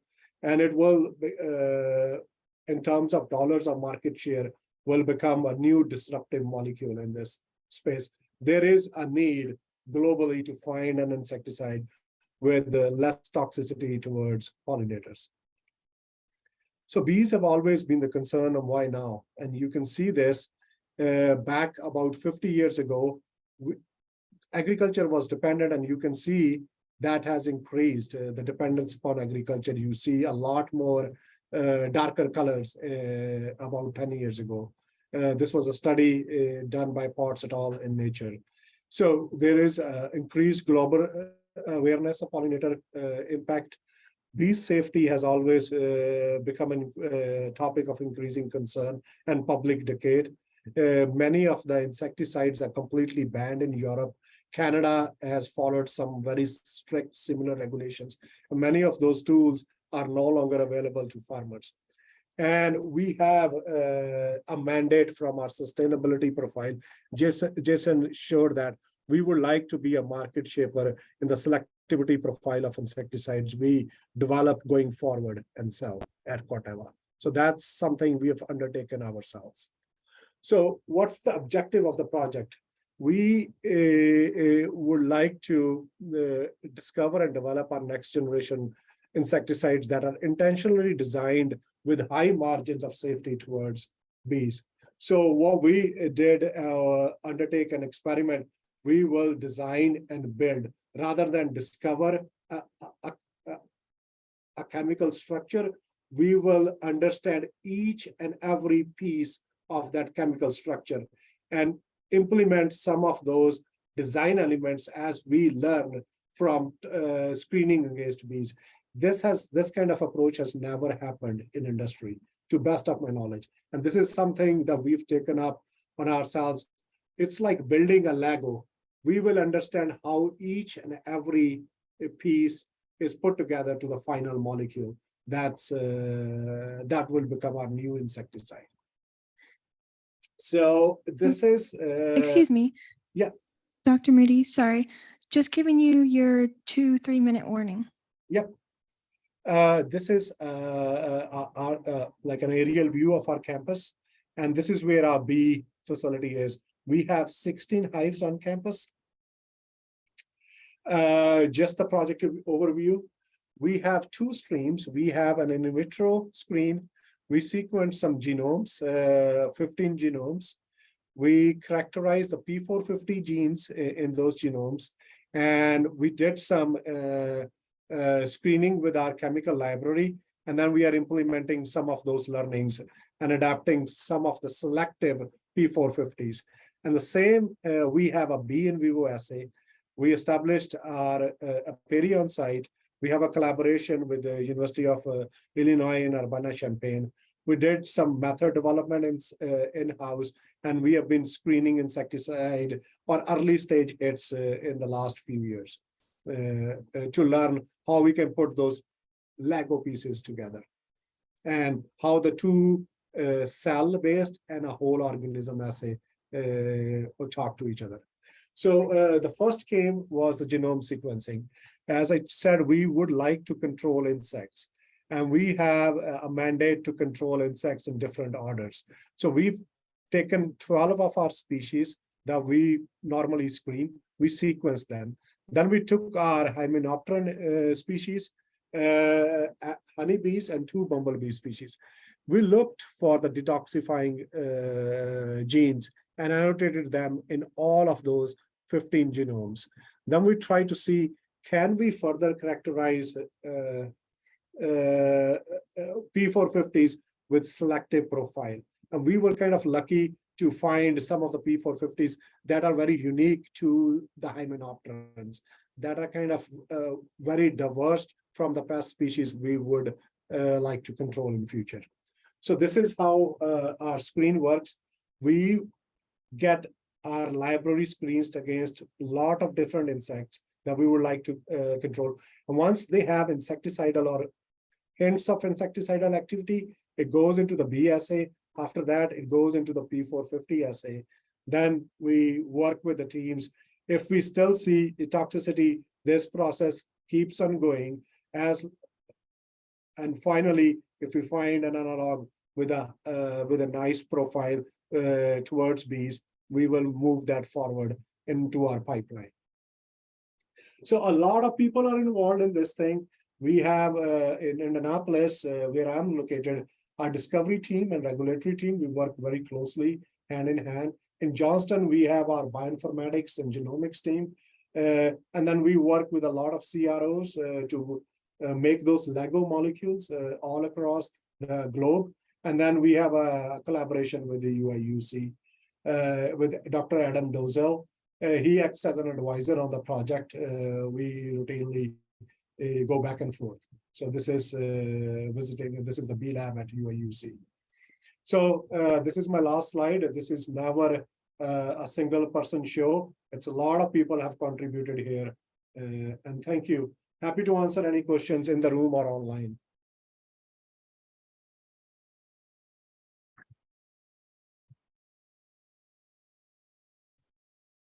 Thank you so much. We have like 6 or 7 minutes for questions. So if anyone has questions.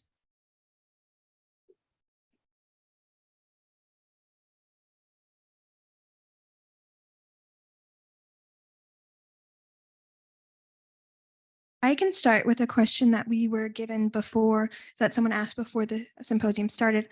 How does Corteva advertise and hire field research technicians? We do, so right now interns are open. So LinkedIn is a good source. We have advertisements let's say in entomology, if I am looking to hire somebody, ESA would be one of the main sources.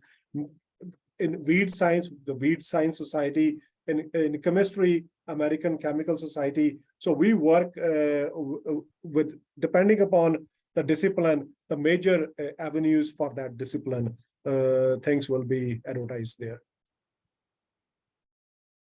Okay, thank you.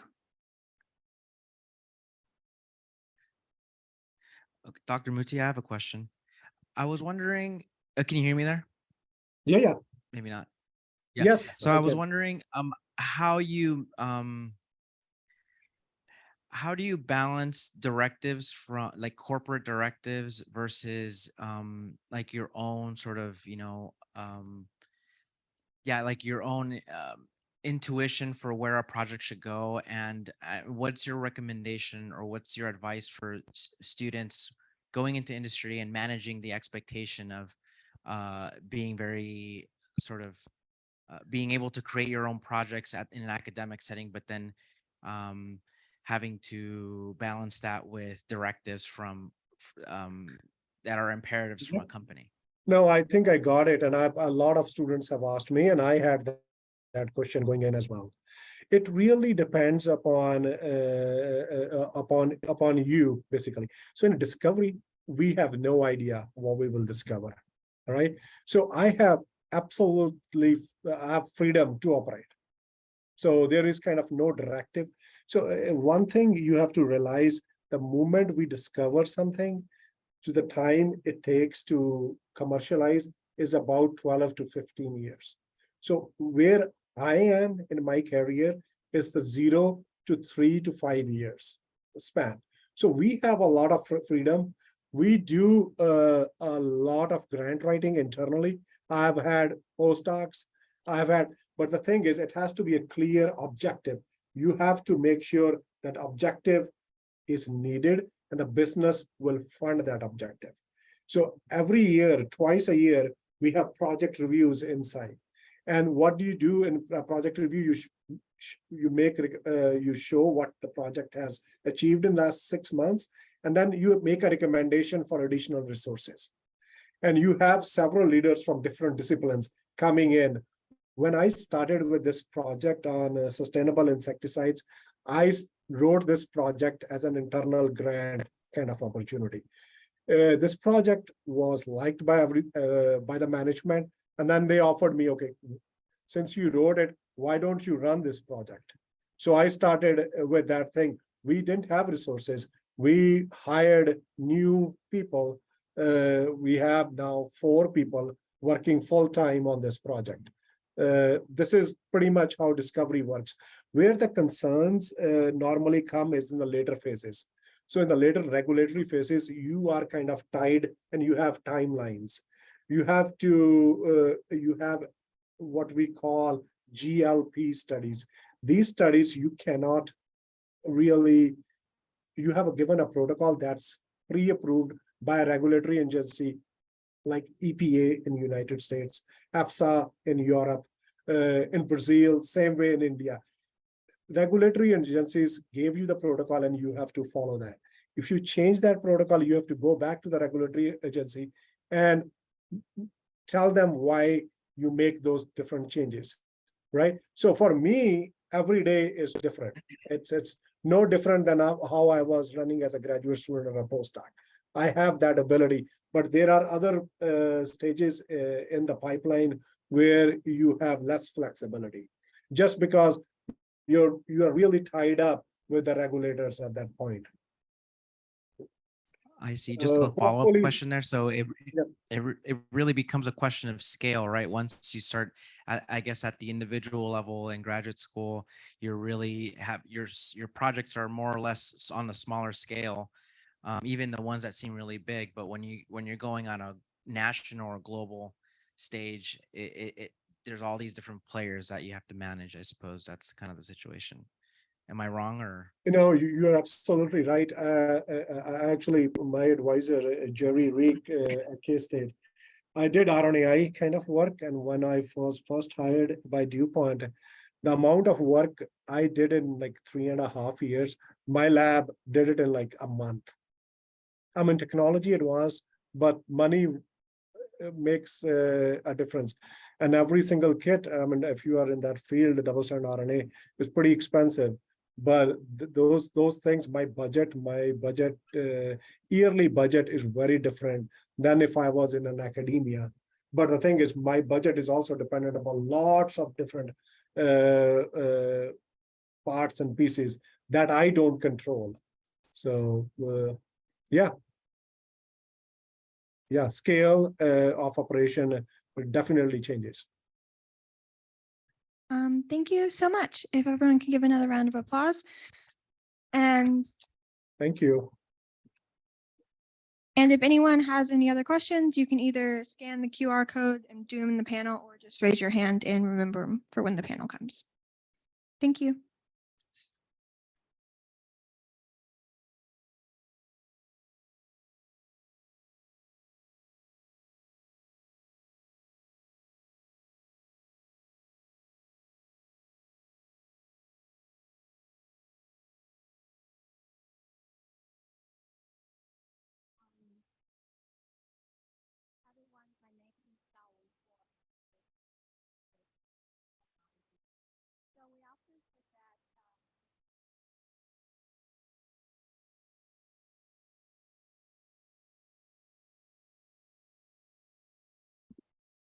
Okay, let's do this again.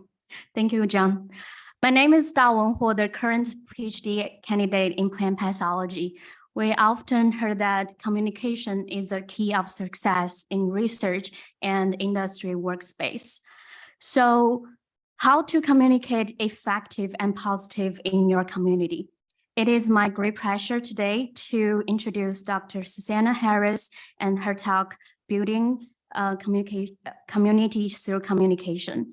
Dr. Harris is a science communicator and a multimedia marketer specializing in health science company growth.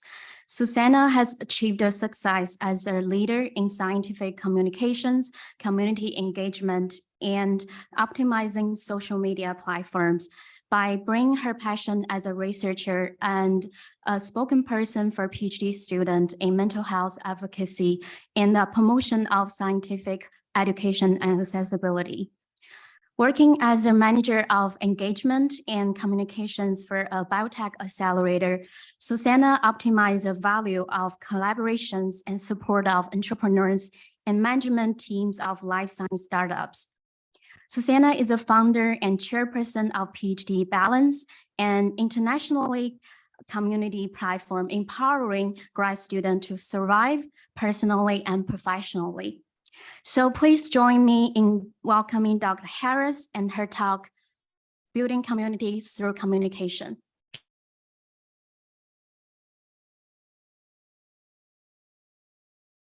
All right. Hi, everyone.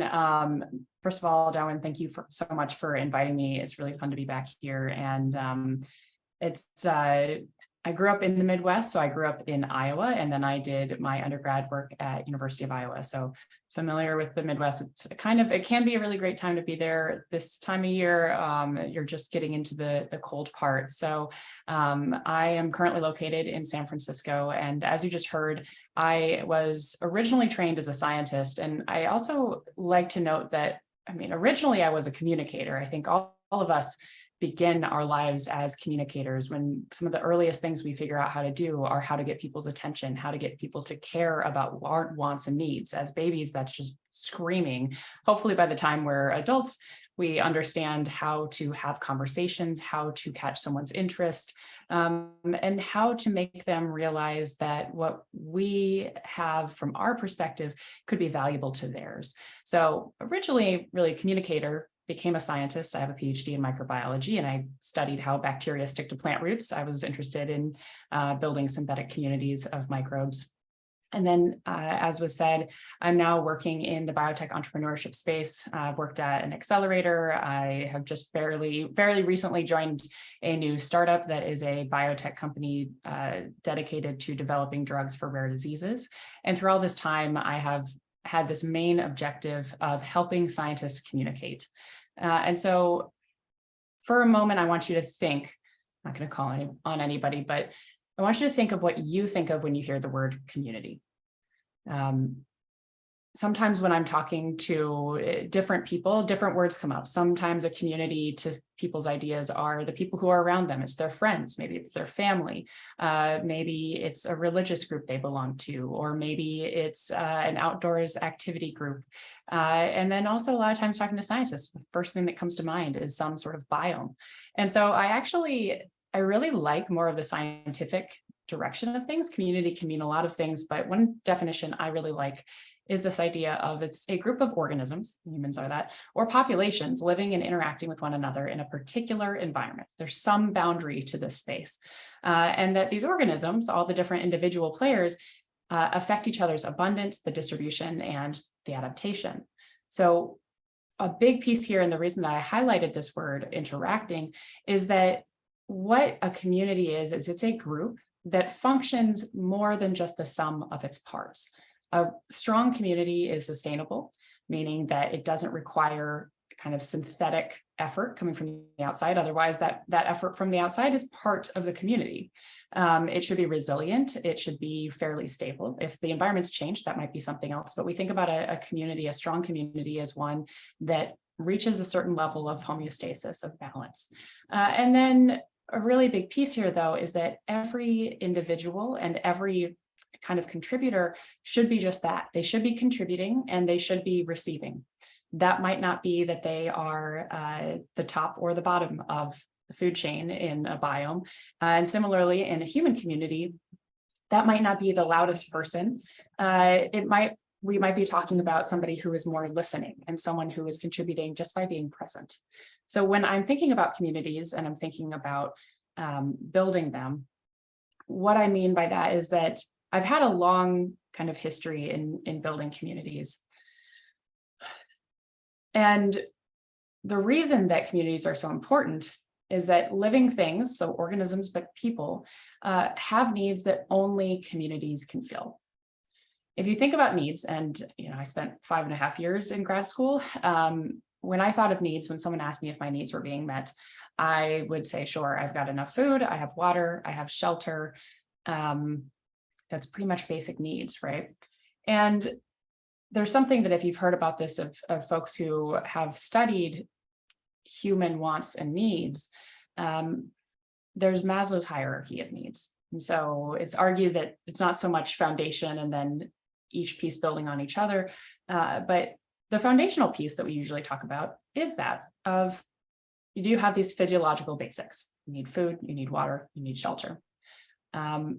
And for microbes, I would say this is probably generally true. Now, the safety for microbes is that they do need a community around them. They do often need, whether it's a single group of them forming a biofilm and protecting themselves from different sorts of stressors, or even just mixed into other natural communities where there's different organisms producing and consuming.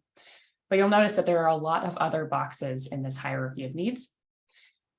And we have things like physical and emotional safety. These are probably things I didn't think a lot about in grad school. And it was great to hear actually the talk before this talking about some of the things that while in grad school I heard were not possible. If you left academia, then you might not have the freedom and the flexibility to do things like self-actualize, or to feel like I belonged somewhere, or feel like I had this group activity, or feel like I had that agency to make my own decisions.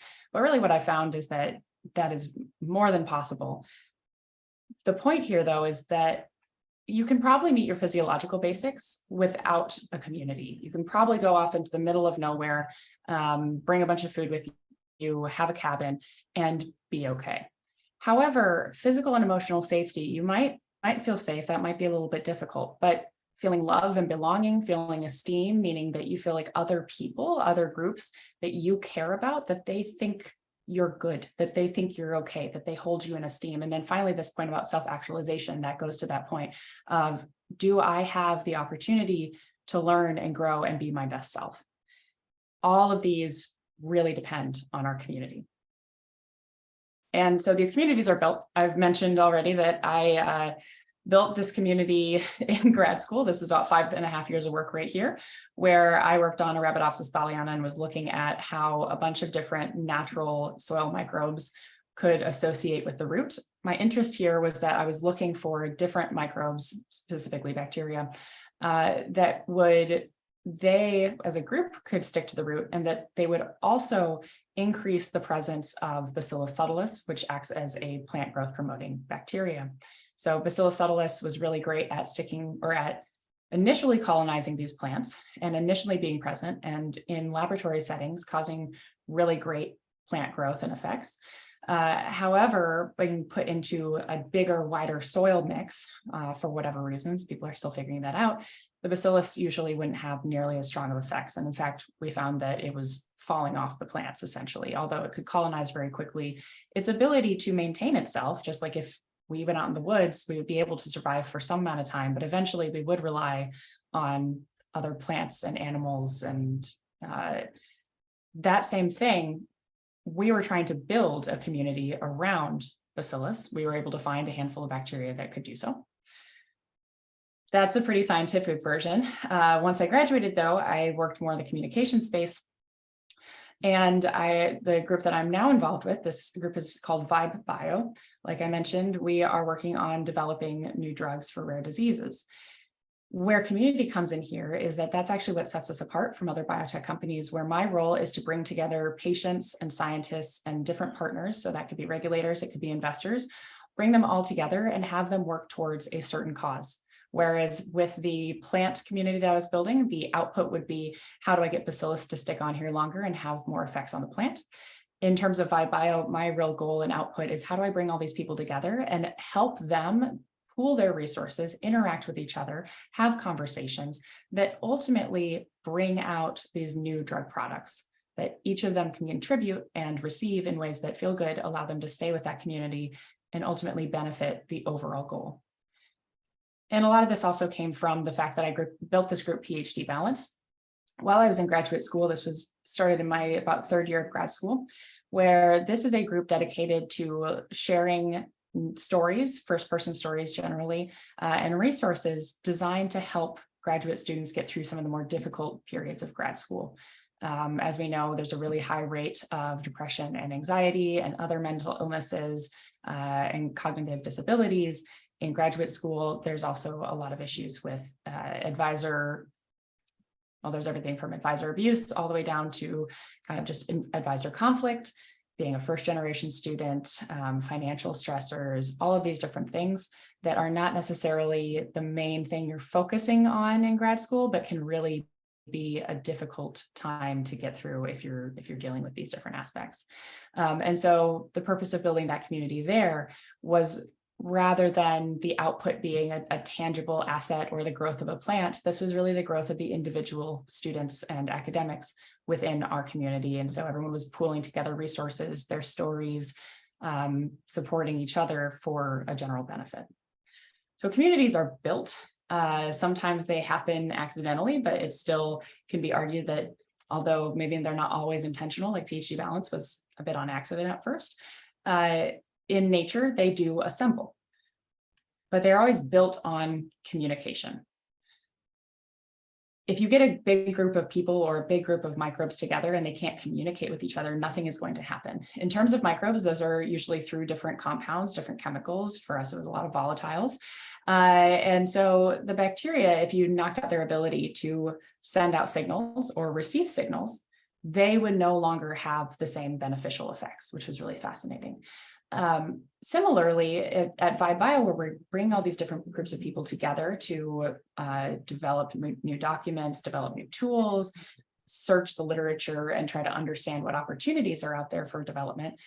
If we took away these basic systems, we're all online, of working in Word doc or Google documents or slides or having the internet, that communication would mean that none other types of systems we put in would create this community. And lastly, PhD Balance was mostly through social media, just another space for people to go and express their situation and hear about others. It's really about sharing perspectives. It's about realizing that we, from our exact place that we are standing, literally or kind of metaphorically, that viewpoint is not everything. So without communication, we don't have a community. The job as a builder, if you're going to be specifically building these communities, is that you are supposed to facilitate that communication. You can set up the systems, like I just said, you can learn and understand how that communication is happening. And ultimately, your job is to figure out how can you allow your individuals to communicate with each other. Most of the time, we're thinking about facilitating communication internally. So this is where you have your community and everyone is talking to each other, or at least they have the ability to talk to each other. Importance here is that this is not just talking, though. It needs to be connecting. It needs to be understanding the other person. It needs to be people building trust with each other. And it's that overlapping connectivity that builds a community versus having a single central person. If we had one person in the middle, if you are a community builder trying to center yourself in the middle of this, you might end up with a kind of spoke model where not only if you leave does everyone else disappear, but you're limiting the ability for other people to connect and have these unique ideas. Similarly, externally, you are trying to be facilitating this communication. You want your organization or your community to be able to talk to others, to be able to share their work and inspire others. And maybe this is with other communities, or maybe with the general public. And lastly, thinking about this communication, you want to be focused on how can you facilitate this communication over time. This was a big piece of my work in grad school, thinking about how we need to be putting the synthetic community that we were building and adding that over into more of the soil system and understanding how that's going to how that will interact with the natural soil microbiome. In human versions, it's thinking about how can we set up this relationship building over time. So a lot of my work now compared to graduate school, it's I'm not sitting at the bench anymore. I miss my microscope and I loved that aspect. But I am still doing a lot of experiments. I am still doing a lot of this science and still thinking about what is the core of what I'm trying to do. I'm not just trying to bring together a bunch of people the same way that I wasn't just throwing together a bunch of microbes. I'm doing some experiments trying to understand how can we make this a robust and sustainable group. So my number one tip to improve communication skills. I do a bunch of different kinds of workshops. I have spoken at a handful of conferences and things specifically about how to use digital media to communicate or to build your own brand. And I oftentimes get a question of how should I be building my communication skills? Should I be taking a LinkedIn course, or should I attend a boot camp? Or are there a bunch of books that I can read? Should I go out and just start talking to people? And the answer is kind of yes. I think that there's a lot of different things, but if you start to look up, how do I become a science communicator? How do I improve my communication? There are so many different routes. And so the way that I view really effective communication and thus community building is through this idea of that you do need to be listening. Good communicators listen. Communication is a two-way street, but great communicators empathize. If you're trying to explain your science, that is going to require you to understand other people's viewpoints. When I say empathy, one of the words that comes up a lot is this idea of kind of like love or caring, which is true, but empathy in its more basic term is just being able to put yourself into someone else's perspective and understand that the message that you are trying to say, no matter how well you say it and how great you feel about your message, it might not resonate with the other person. And you can think about this in terms of translating into languages, is that I could speak extremely fluent English and have everything all lined up, have a really well-written talk. And if the other person doesn't understand English, nothing comes through. This is something that you do with all of the talks that you have given, all of the different kind of communication options in graduate school, is that you're sitting there thinking, in my conference audience, where are people coming from? What are they interested in? It's oftentimes easier for us to give those kinds of talks because we're also the audience member. We're after or before our talk, we're sitting in that audience and we're having that perspective, and we can look and say, wow, I wish they had done it this way, or I don't really understand why this is important. Your job as the speaker is to realize that how you are presenting something might not be how it's interpreted. And your most important thing is to understand what message you're trying to get across and how you can get that message across to somebody else. How do you actually do this? It's actually a lot easier to look up how to be more empathetic. Empathy is a skill. It's something that I actually, at the start of grad school, was really not great at. I did one of those skills quizzes, and empathy ranked really low. And I knew that this was something that was going to get in the way of my ability to grow in my career, whether that was as a scientist, as a communicator, in industry, all of these different, we know that leaders, great leaders, are empathetic. They can see others' viewpoints. And so I went through a lot of different steps to become more empathetic. I later did that skills test again, tried to be as unbiased as possible, and did see that that empathy score had risen significantly. How do you practice empathy? Like I said, there's a lot of different resources online here, but these are the basic general steps. First, you need to be self-reflective. It seems simple, but it's actually quite difficult. Sitting down and being honest with yourself of, how is my perspective different from somebody else? What is my perspective? If I look around my surroundings right now, it's very different than yours. And so I'm also 2 hours behind all of you. My experience right now, my feelings, my understanding of the world is different than yours. And so reflecting on what is my experience and understanding that that might not be reflective of others. Next is this importance of soliciting feedback. So when you're practicing this empathy, a piece is understanding that your perspective is going to have a lot of blind spots. Others are going to be able to tell you about yourself, probably more than you can tell them. So soliciting, learning to ask for feedback about your speaking, asking for feedback about your ability to interact with others, just being able to say, hey, how do you feel about our friendship? How did you feel about my talk? How do you feel about these sorts of interactions that are happening in our lab space? Examining your biases, appreciating that we do all have biases. We do have all different backgrounds. And that can be as simple as when I hear the word community, I think of microbes. It's a type of instant reflection.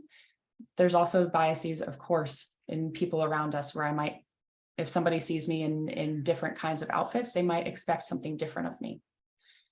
So the next one towards kind of building towards this empathy is to try new things in general, be retrospective and introspective of what you expected that to feel like versus what your current experience is. You can learn a lot about what other people are going through by putting yourself into new situations where you might be uncomfortable and you might get to experience what they are going through. And lastly, explore a lot of those resources. There are a ton of opportunities online to learn how to be a better communicator through empathy. that is going to be a great opportunity there's online courses, there's a lot of videos on the topic, there's a lot of great books. And I think if you watch even just really good communicators, you see them empathize, you see them understand and listen to others, and you see them trying to relate. So I will stop there. And thank you all for attending my talk and for listening to this. I think what all of you are doing is really incredible. And whether this is towards the beginning, the middle, or end of your time in academia, if you have been there for 30 years or 40 years and love it, incredible. If you have been there for a year and love it, that's fantastic. If you've been there for any amount of time and you're thinking about the next step, please feel free to have a conversation with me. I really like talking to folks who are trying to figure out their pathways and trying to find their communities. So I'd be happy to take any questions if anyone has them. And you can drop them in the DMs if you'd like.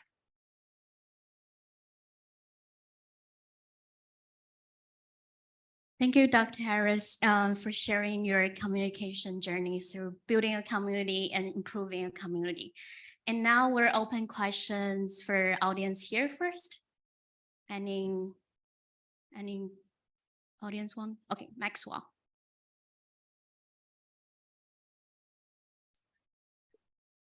Thanks for the great talk.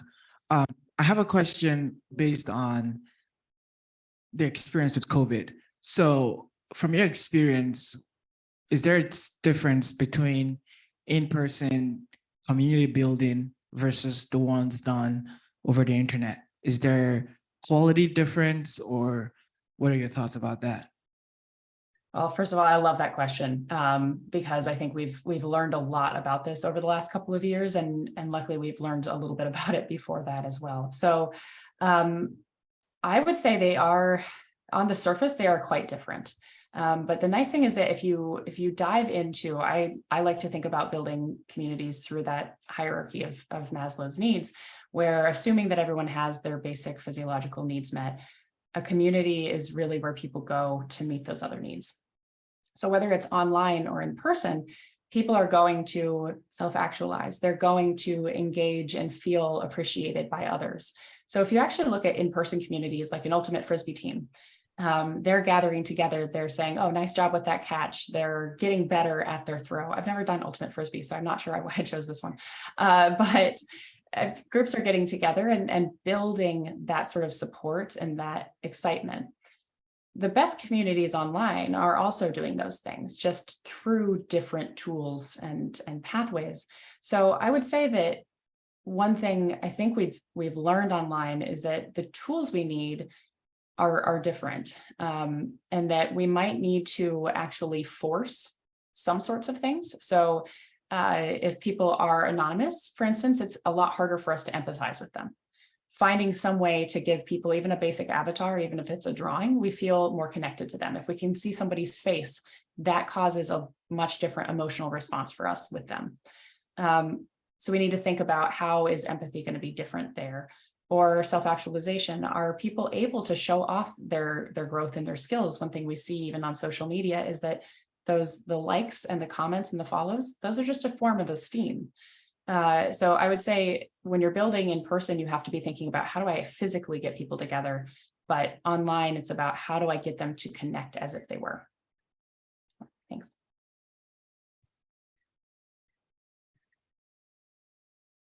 Oh, Hi, Susanna. I have a question. So I was seeing that you did your studies at Iowa and then at UNC. I was curious what kind of communication differences you saw between those two universities, and if you're excited for the Wolfpack to win the football game around Thanksgiving. Excellent. That's amazing. So yeah, we'll start on that second question first. As long as it's, I'll take anything from either state, to be honest. Like, as long as I can be proud of either state in some way, I'm pretty happy. But as far as differences between the states, it's a really great question. And even further than that, I would say it depended a lot more on city. So I grew up in a town called Ankeny, right outside of Des Moines, in the middle of Iowa, very suburb, I'm not extending to say that our town was more than 91% white. And most people had been there for most of their lives, versus Iowa City was much more diverse in terms of populations, in terms of backgrounds. A lot of people were coming from Chicago. And so the types and speed and comfort of communication in those different spaces were really different. Between Iowa and North Carolina, I think there might have actually been fewer differences between the states than especially between the city areas, the Research Triangle areas, and the rural communities. So one of the things that got me really excited about science communication is I did a training program at the local planetarium that allowed us to go out and talk to rural communities in North Carolina who had never met a scientist before, which was really fun. And for a lot of them, didn't even have a specific science class throughout the year. So talking with those communities, I think it was actually really interesting because a lot of times people didn't even have a preconceived notion of what I would be like. It's harder to change somebody's mind and change someone's expectations than it is to come in new and fresh. Thank you. Thank you for sharing your experience, Susanna. And I think we'll have one more questions.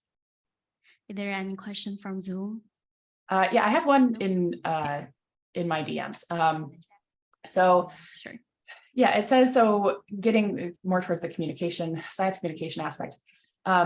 Getting involved in science communication seems really difficult early on. How do you get started if you don't know how to do it? It's a great question. So when you get started in science communication, it's a bit like getting started in grad school, where there's a lot of enthusiasm. And then as you keep going, you realize how challenging the task is that you've taken on. When I started with communication, I thought maybe it was enough to show up as a scientist and talk about my work and just be excited. I figured, okay, I'll just be excited. I won't use giant words. And then I realized more and more how many different tools and skills I would need to have if I wanted to be a really great communicator. The same thing in grad school, where I came in saying, I'm going to go figure out how plant microbiomes work. And then I realized, wow, I need to go a lot more specific there. I need to learn all these things.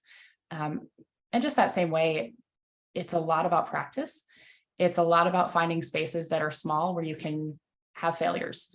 I've had a lot of talks or a lot of presentations that have gone well, and I've had a lot that in retrospect, I'm like, "Ooh, I would not do that again." That's okay. I would say finding the spaces where you feel safe in, where you can try new things, you can try out different presentations, you can try out new ideas, and you can get that feedback. That is what's the most important. So find some small activities to start with and start figuring out where your comfort level is, and feel free to operate in there for a little bit and start poking out when you feel more comfortable. Thank you, Susanna. I think that's a perfect wrap up for your talk, being we need to communicate, also share our failures. We're still as a grad student, and then it happens when we make mistakes and feel like we need to improve ourselves. So great talk. And then let's give another applause to Susanna Harris. If you have more questions, make sure to check out the panel session happening 1 hour. And now I'm going to give the mic to Anu Preksha.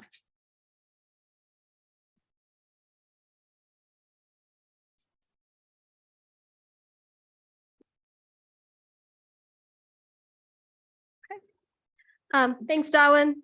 And good afternoon, everybody. Thanks again for joining us here and on Zoom. My name is Anu Preksha, and I'm an entomology graduate student here at University of Wisconsin-Madison. At this time, we're going to pause the Zoom recording at our next speaker's request, and we ask that attendees also refrain. And we will be resuming the recording now.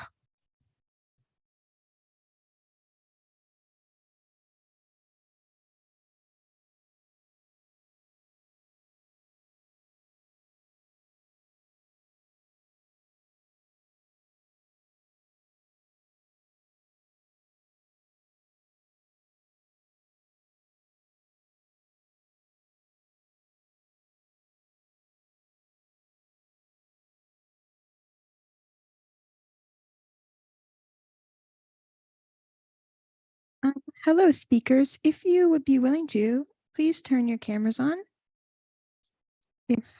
Yep, thank you.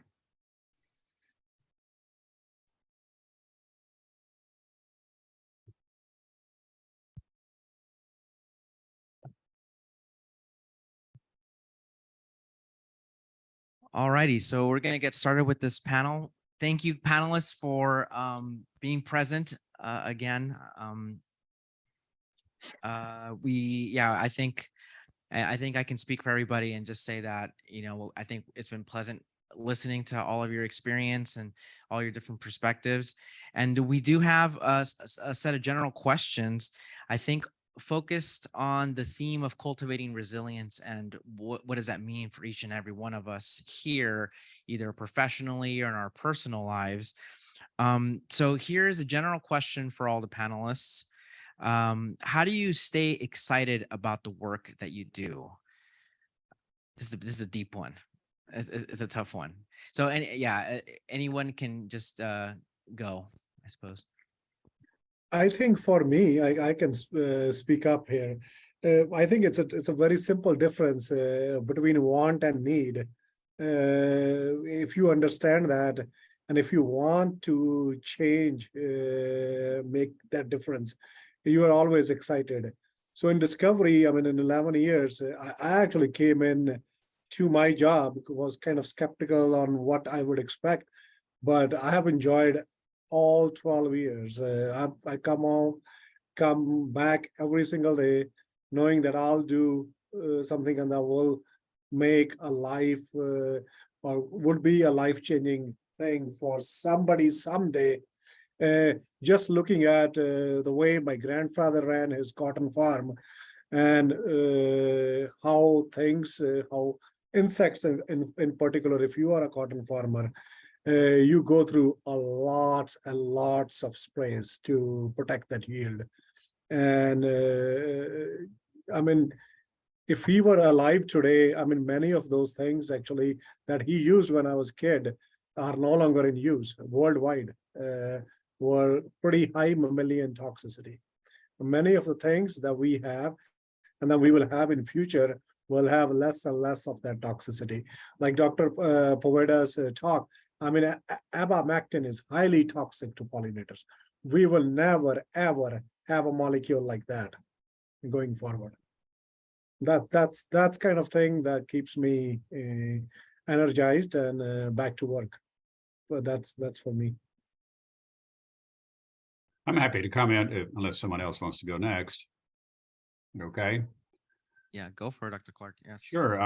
Working in plant breeding and, this is plant breeding. Of course, I've dealt with all sorts of genetics and even with fear, dabbled around with molecular things. And I say that with trepidation. But, the key thing is most exciting after all these years is it's a very simple thing to say, but you never know what you're going to find. You can look at ratios and you can tinker with things and all, but when you go out to the field, I go out and look at thousands of seedlings. Some days I just can't believe what I've found because it's the magic of genetics comes together. And it's very exciting. There are days I've been out there and thought, I am so sick of eating blackberries. And by the way, blackberries are a lot harder to eat than peaches, grapes, and blueberries. I promise you that. There are terrible blackberries. And also there's stink bugs on them and they really and so, that discovery, there have been times in various crops I've just stood there and thought, I can't believe this has come together like I thought, or I wish I'd been smart enough to think about this, but at least I was smart enough to walk out here and find it. That inherent finding something new. There's something about us as individuals. Susanna, you probably could explain all that since you have somewhere it fits into Mr. Maslow's pyramid, but finding something that's intriguing. And of course, if you want to go into more basic levels, fundamental levels, like, wow, would someone plant this? Or if you have a job where if it generates $1 million in royalties, someone will give you $300,000 of it. Now that's really exciting too.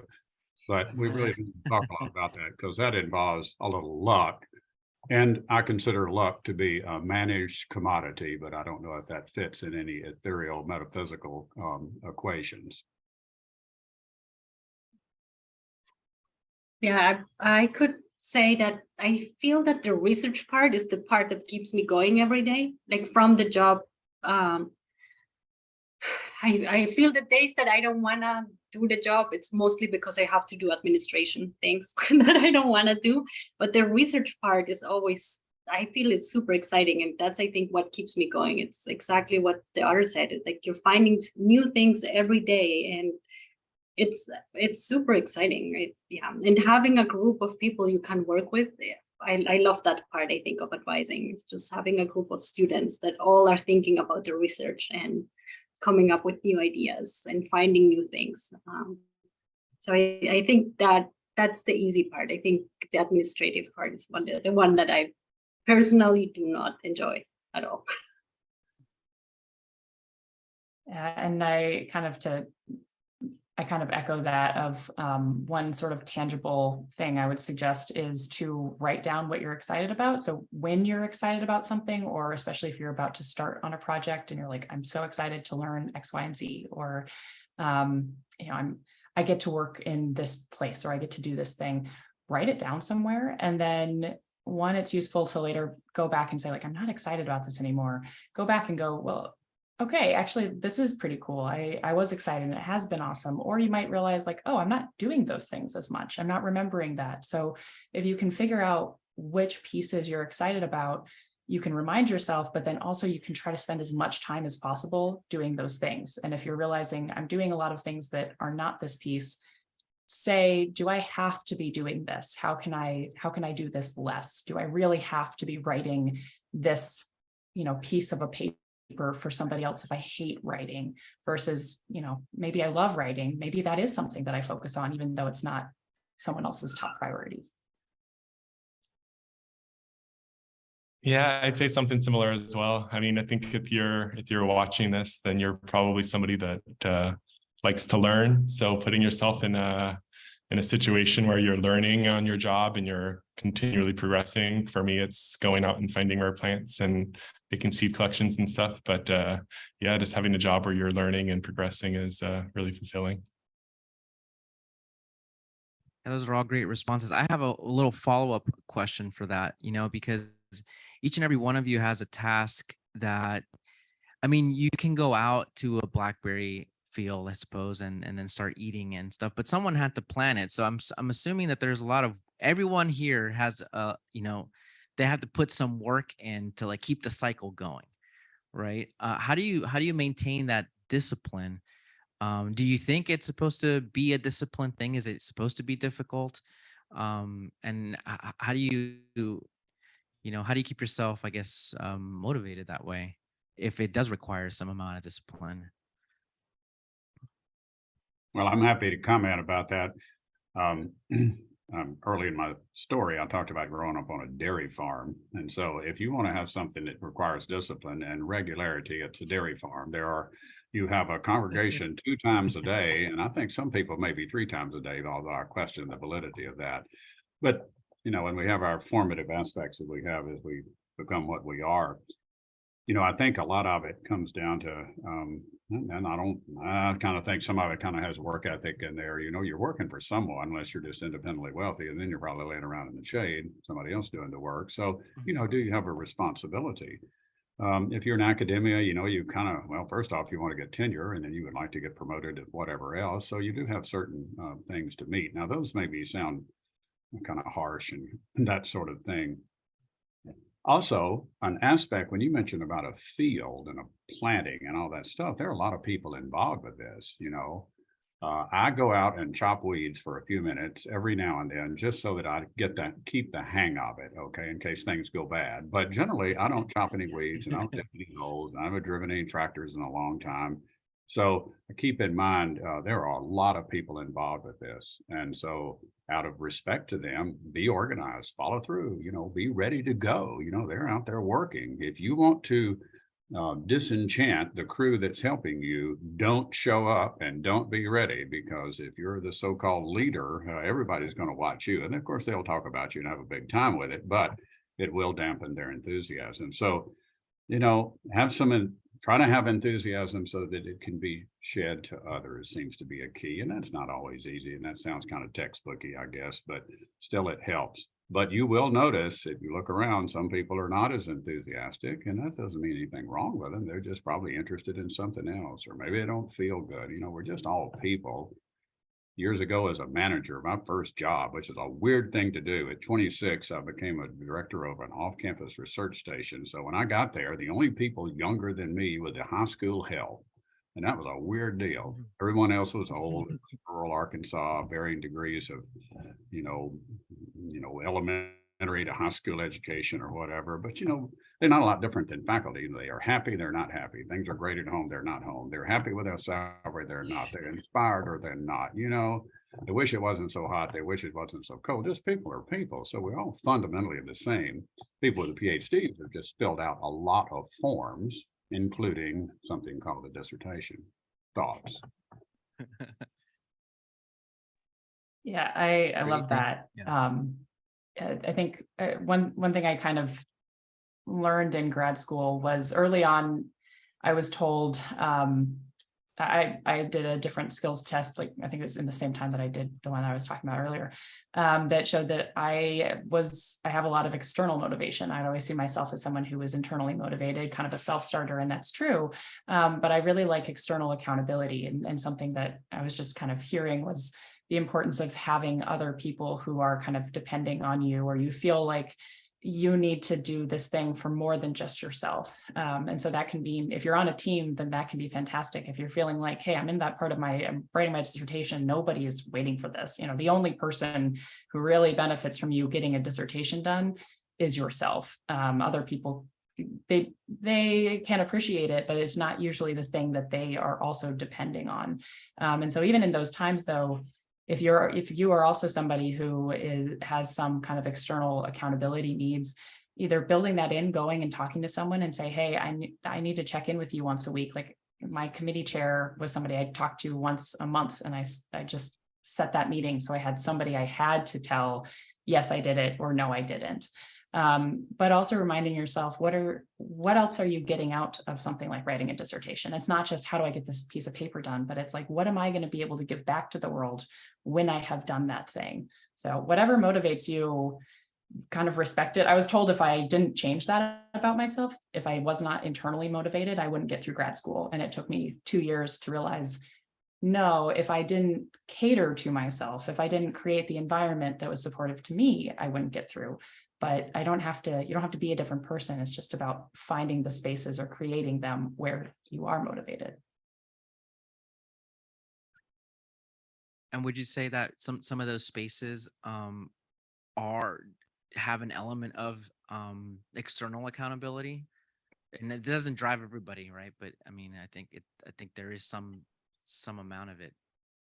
Yeah, I would say so. And I think, for some people are extremely internally motivated, and external validation or accreditation or accountability can be really pressure driven for them. That might not be good. For me, it's been being involved in a community, taking on leadership roles where, we just heard, if you don't show up, it's affecting other people, and you're watching other people struggle with that. And actually something that I have now is called an accountability coach. It's basically a manager that I meet with once a week, and she sits down with me and says, what were the goals for the week? Like, what are my career goals over time? And it's a lot easier for me. So it's something that I'm able to sort of delegate to somebody else to help me be my best version. Great, thank you. I'm gonna shift gears here a little bit. Dr. Can I Correa, have a go ahead. follow-up question Of course, to Susan? yes.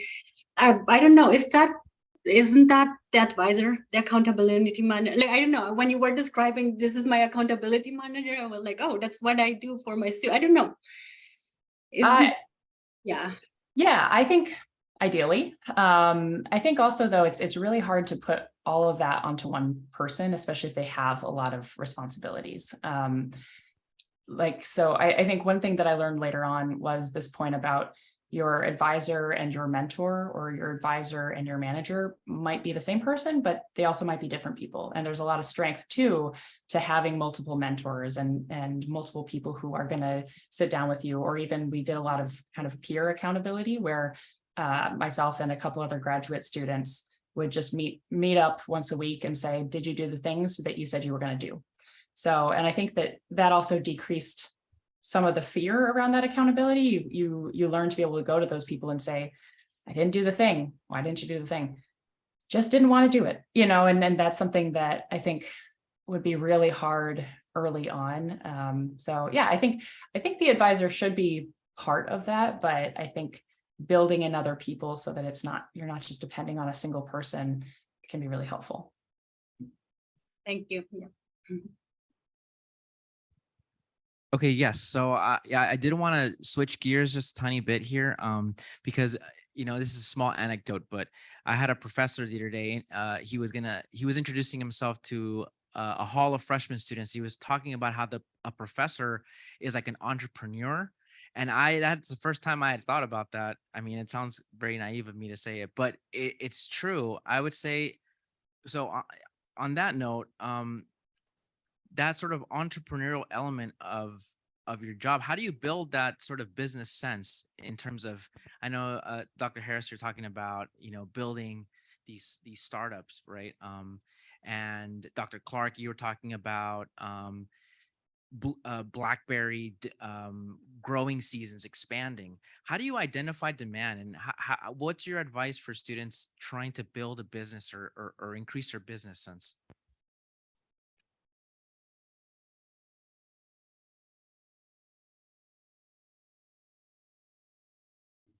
I'm happy to share thoughts about it. First off, most of you and all of you in the room are in academia, and many of you will work in that area. And so sometimes you have to be kind of careful about academia, because if you are in a tenure track position, the first thing you need to do is get tenure. And if you have a bunch of big thoughts about entrepreneurship, that's going to be tricky to do in 5 years. Okay, so keep realistic about that, and you probably may not be prepared for that anyway, really, just as just getting out of school. So that's what I'm speaking in academia. In industry, be a little different. You got to take care of yourself. I'm a big believer in like getting a regular paycheck. Of course, I've kind of enjoyed one for 42 years. I know the feeling. I finally got the hang of it. Now, with me, I had just become a full professor, so it's all safe and all that stuff when I had this metaphysical expansion, which I call it, which is like, how are we going to raise this money? Okay, so these ideas, they weren't all mine. These guys the cotton candy guy just showed up one day. I mean, I knew him with this idea of using this genetics to make this product. And I didn't know what to do with it. But I thought, like 20 years later, I realized, I was kind of envisioning something. Okay. Now, that was not the only thing I envisioned. Once I began to expand and overcome fears of not being able to how do you write a contract for that? How do you know you're not getting screwed on this? Is that the right price or whatever, or who you're dealing with? But what, looking back on that, and that's why I said in my presentation, kind of look out to what you dream of, because all of this, it's labeled entrepreneurship here at the University of Arkansas because nobody has done that thing. I'm not talking about being smart or anything else. It just happened. So, but it's very incremental. You find your way. This works, this is like, this relationship's working, we're able to utilize another environment with this plant. And then you think, could you do the same thing over here? And it's funny how things kind of roll that way. You gain experience, you gain confidence. I have also had a concomitant equal number of humility drivers where things didn't work, which always keep things in line and kicks me back down to the dairy farm, and keeping all those things in balance. And that's where I mentioned the humility part in my talk, because I think it's good to kind of keep that balance. So the entrepreneurship, I think, builds as you see things. You get a little, I'm not trying to say you have to be old, you don't have to be that, but kind of that solidifies your ideas and builds your confidences. That's a big part of this. I have to admit, sitting here at 65 years old, a bunch of this stuff that I work on is just as exciting today as it was, heck, more than it was 25 years ago. The only problem I can't figure out is, what do you do about it? How do you turn this time clock? Maybe one of you guys, smart people there, can tell me how to do that. Anyway, I'm just joking. Those are thoughts, but it does unfold over time. I think a big part of it is kind of where you might be setting your tone or your dreams, even if you're not sure what to do with it. Okay. Yeah, just a small comment on that. I actually got to interact with two graduate students in the last couple of years. They both, right after their masters, actually started up a small startup. One is on bees and one is around drones. It's in talking to both of them, I've kind of made a kind of a mentoring relationship with them. But they were, one thing that's common, they were not afraid to take on their ideas. And then once they believed in that idea, they pursued it through the different channels, through their friends and their friends, and then met with the farmers, because ultimately, for one of the things was she was working with a sensor technology for beehives. She had the idea. She was an entomologist. She had her partner in computer science. They kind of came together, built up this idea. They got a small startup grant from the state of Indiana, and that was the seed money to get that thing started. But they went around all over country looking for opportunities, presenting it at different demonstration sites with farmers, and getting the feedback, making those those processes better and better and better. And then eventually they came to Corteva for a support letter. We were able to kind of provide that letter because we also saw value in that as well. So it's just building your network and never be afraid to fail, because I mean, you hear about startup successes, but for every successful startup, there are thousands that never see the light of day. So just never be afraid to fail. If you believe in something, you can conceive it. So you have to do your due diligence to achieve it. That's a simple mantra that I use. Okay, great. Thank you. Now, I did want to talk. So yes, you know, business sense is important, specifically for people that want to, you know, join a profit-driven industry.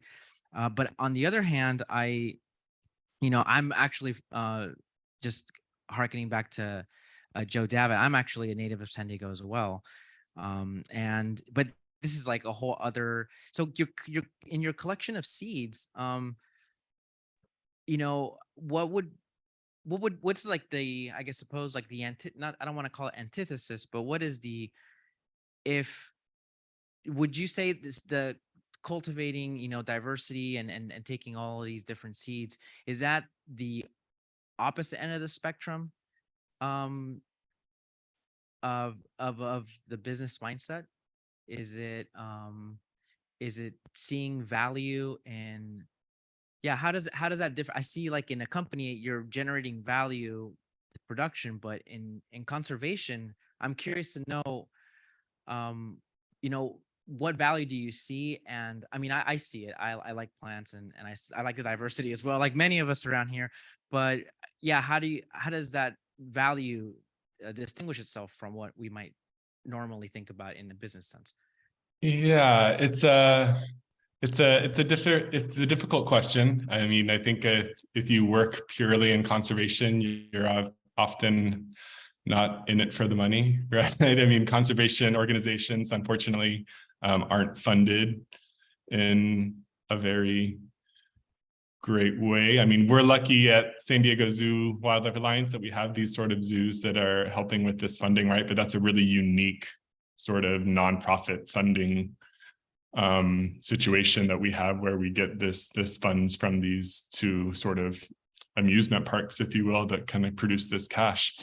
But in conservation in general, and especially when you're talking about sort of rare plants, you kind of talk about this sort of, you know, inherent value in biodiversity and in seeds, and sort of the idea that we're making these seed collections sort of for the future. And I mean, I think some of the success we have had has been a result of that influx of money from the state of California. So as the government sort of saw the value in these collections and in the value of biodiversity, they were able to influx money into a lot of these botanic organizations across the state, and we were sort of able to get out there and make a lot of these seed collections from species that have never been conserved before. But yeah, conservation is it's always kind of underfunded, which is sort of just an unfortunate result of capitalism, I guess. Joe, I think we need a paradigm shift here. Biodiversity credits, just like carbon credits. Actually, if you just look outside the US, there's a lot of push in different countries, especially Australia, where this conservation, I mean, it doesn't have to be, I mean, we know that we need that. So there needs to be a paradigm shift to make this a mainstream movement. It's in our best interest to conserve all of those species and have a more diverse planet. So we really need to change a paradigm shift here. Yeah, I think that's something that is shifting. I think California, obviously for California to influx this, a little over $3 million in the California budget is a drop, right? That doesn't mean anything to California budget. So if we can kind of talk to governments in this way where, we're starting to influx some of these things, maybe government's the best way to do it. I mean, I don't know about that, but it seems to have worked. And yeah, let's hope that the paradigm is shifting. I like add one more thing, which is that, having gotten to judge a lot of startup pitches, value is, in terms of financial value, is just determined by whoever is going to pay for it. And so you can even think about it as something as simple as people will pay hundreds of dollars to run on their own city streets if there's a marathon. They've decided that there's that value. The company that I'm working with right now, Vibe Bio, our entire thesis is the fact that rare disease drug development is not valuable to venture capital. It's too small of checks, and the return is like, maybe you get a 2 or a 5x return on your investment, and they're looking for a 10x or more. And so even though there's a huge need for rare disease drugs, about 1 in 10 people have a rare disease, and more than 70% have no FDA approved treatment, and you can make money, it's not big enough money for the people with the big checkbooks. So our sort of thesis is, how can we get people with smaller checkbooks who really, really care to pay for it? And, things that the NSF pays for are some things that the NIH wouldn't pay for. It's not that either projects are more or less valuable overall towards our society, but rather that they have different objectives. The NSF is trying to fund this more foundational explorative science, versus the NIH is looking for projects that might be going more towards different types of human health or more applied. So if you're finding something that you're saying, this isn't valuable, ask yourself, well, if people are saying they want it, maybe somebody in there is going to pay for it. And if you find out no one's going to pay for it, just, like was mentioned, in the current capitalist society, that truly means that this idea does not have value. Maybe that can shift a little bit. I'm curious to know, Dr. Poveda, what you think about how, working in biodiversity and agroecosystems. How do you, I don't want to, for lack of a better term, how do you pitch or convince your funding sources to how do you communicate the importance of the work that you do? Yes. Yeah, I don't know. Yeah, we get all our funding from like NSF, USDA, like kind of projects. So it's basically, it's their research question. I don't know. This sounds very simple. Like, yeah, it's, what is your research question? What makes it interesting? Like, and depending on if it's really applied, it will be more USDA, as Susanna was like, depending on who you're talking to, or if it's more like a basic question, but I don't know. Yeah. I think it's different than being an entrepreneur in that sense. Like, I think we are getting grants for doing certain science, and it's just convincing other scientists that the question you're asking is really cool, basically. Okay, that's I think I'm gonna see if people are ready to ask some questions from the panel. I mean, yeah, for the panel, yes. Yeah, so Thank you all for coming today. What a wealth of knowledge and experience we have in front of us, from industry, from academia, from private public sector. We're very thankful, and kind of on that note, I was wondering if each of you could briefly comment something that you like and don't like about what you're doing, and perhaps relate it back to that environment, whether it's academia, industry, or private public sector.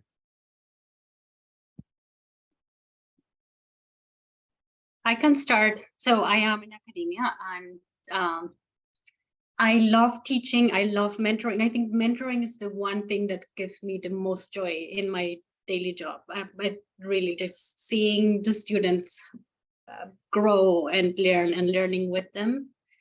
Yeah, I really, really love it. And then also I really enjoy teaching and doing research.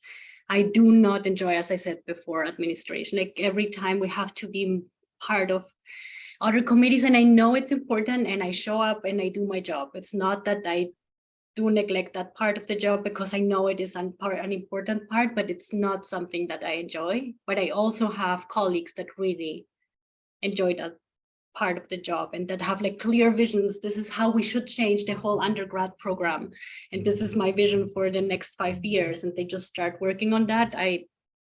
It's not something that I have or I enjoy particularly. And again, like I show up for that work and I do it, but the most is mentoring and teaching.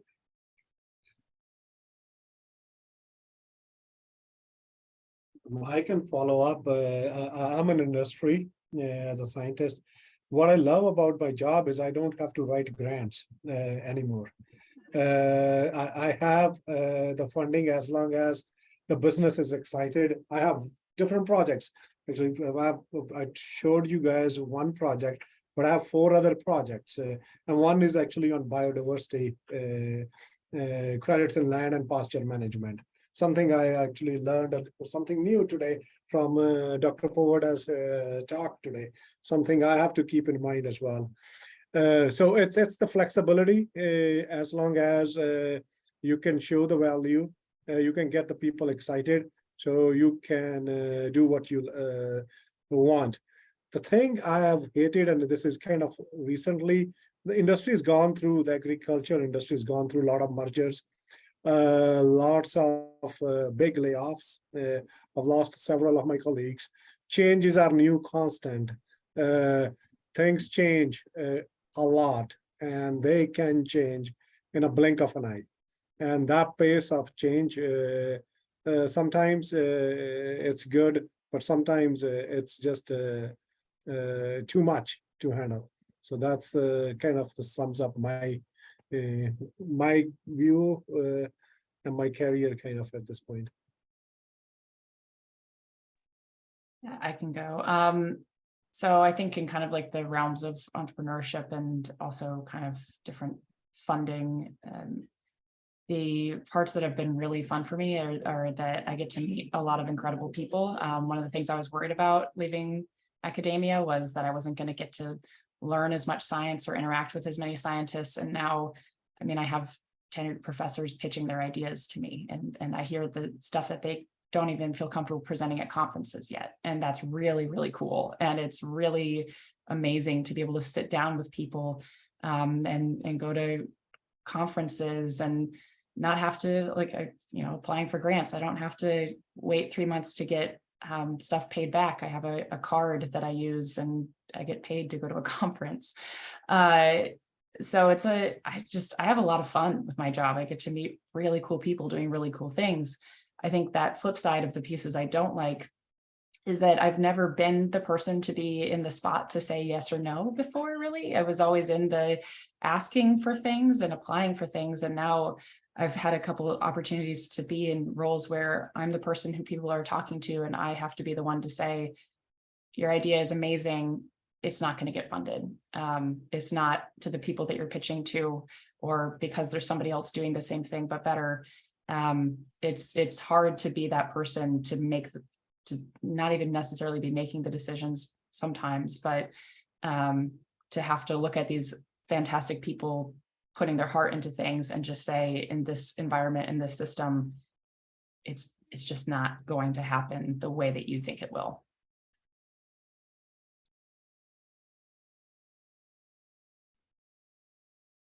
Joe, do you want to go since, yeah, I've spoken since you have, I think. Either way, it doesn't matter. Go ahead.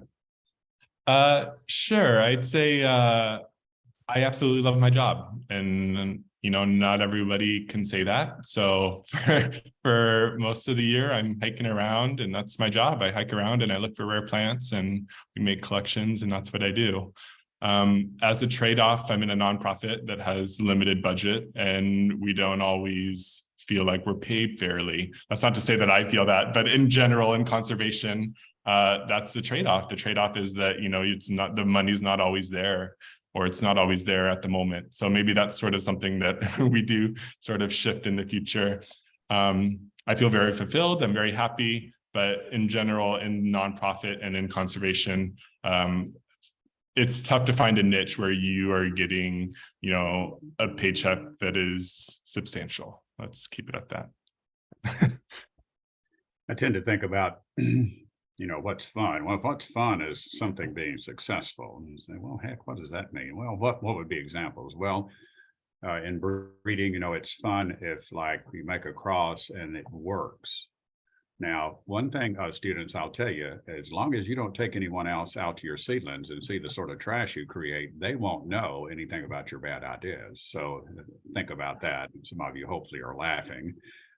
But you know, finding that plant that's really good. Now, what's something else is really neat, you know, it's like in working particularly with graduate students, like someone really gets it or is really fun, or what's really good if a graduate student there, as I use the example, I like to have on the other side of the row.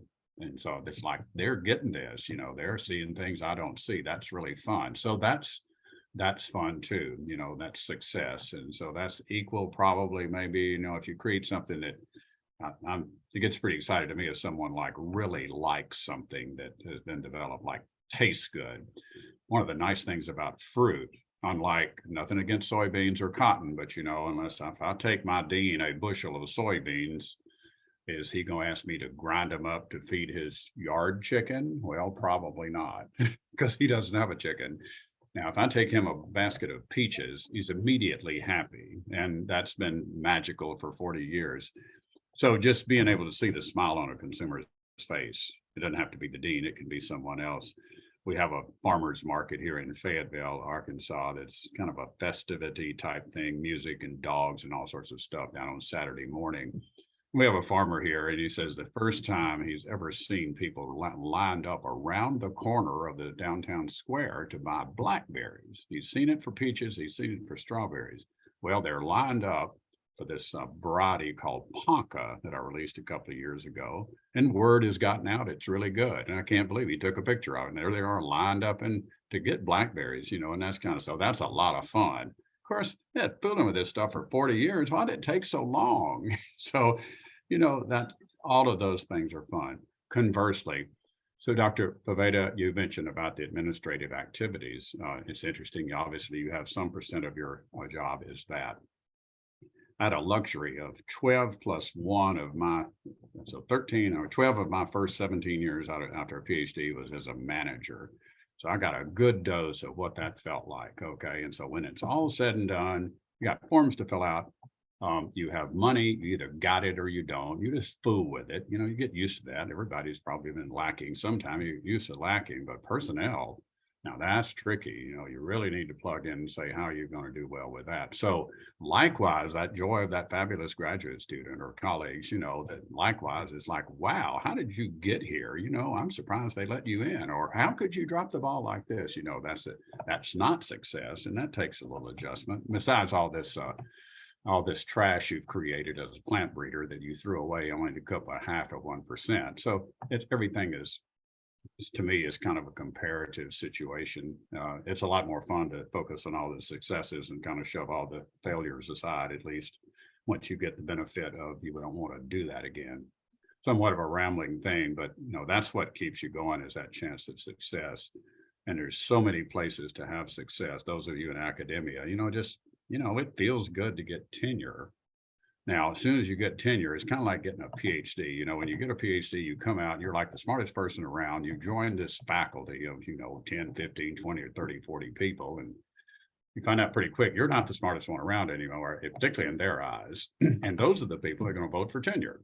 Okay, so you don't want to go piss them all off. It won't be best. You might work around it. So, and then when you get tenure, you feel like, wow, I've gotten somewhere. But most of the time, it's like, okay, what's the next step? How many years does it take to get a full professor?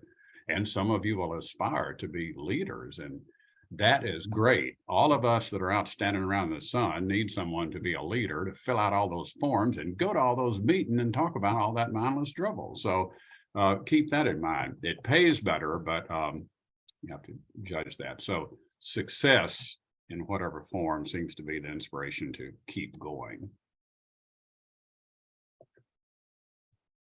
Yeah. Thank you for sharing so openly. We have time for one more question here, one more brief question.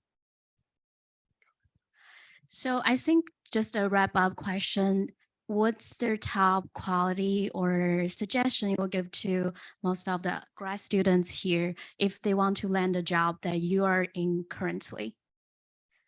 And I think it will be the last question in 20, 30 seconds for each speaker. Sorry about there.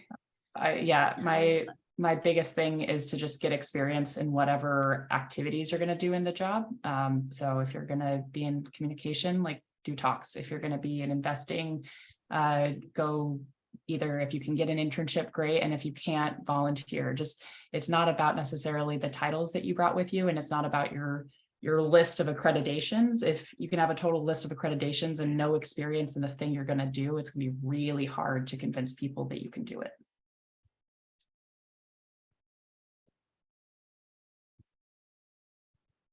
Okay. Thank you so much for your time, speakers, and your expertise, your wisdom. Can we please have a round of applause, one final round of applause for the panelists?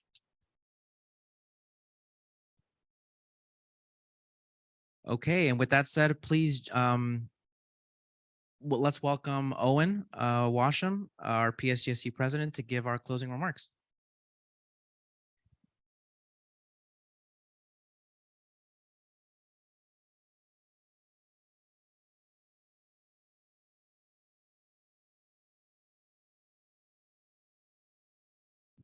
Check, check. All right, we're on. Thank you, everyone, for coming today. Events like these are not possible without an enormous amount of work and support. I want to thank our sponsors again, Corteva AgriScience, Rick Swan, HM Klaus, Simplot, Bayer Crop Science, and Phytotech Labs. Thank you to WALSA for funding through the Student Impact Grant and the UW-Madison College of Ag and Life Sciences for matching their sponsorship. Thank you to Sarah Friedrich from the Botany Department for her incredible graphic designs for our symposium advertising. Thank you to our faculty members and advisors for being patient and supportive of all of us officers while we worked hard to plan this event together. Thank you to Dr. Jason Rauscher for your work in facilitating such a successful Symposia series network and for your guidance throughout the planning process. Thank you to graduate student speakers for sharing your research with us today and through the posters and lightning talks. And at this point, I would like to take this opportunity to announce the winner of our lightning talk competition. You all did very well. It was awesome. I imagine the voting was close. I'm happy to announce that Maxwell Chibagowu received the most votes and won the Madison Greenhouse Store gift card along with bragging rights. Congratulations and thank you to all who participated.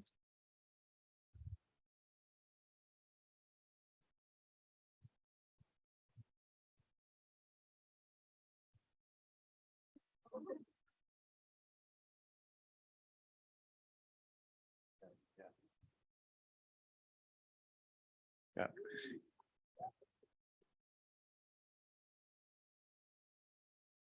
And I want to say a special thank you to my fellow council members here lining up. We had some challenges this semester with busy schedules, not being able to meet in person, a lot of email communication, but they worked so hard and they were very attentive. And I just wanted to name them and thank them for their contributions.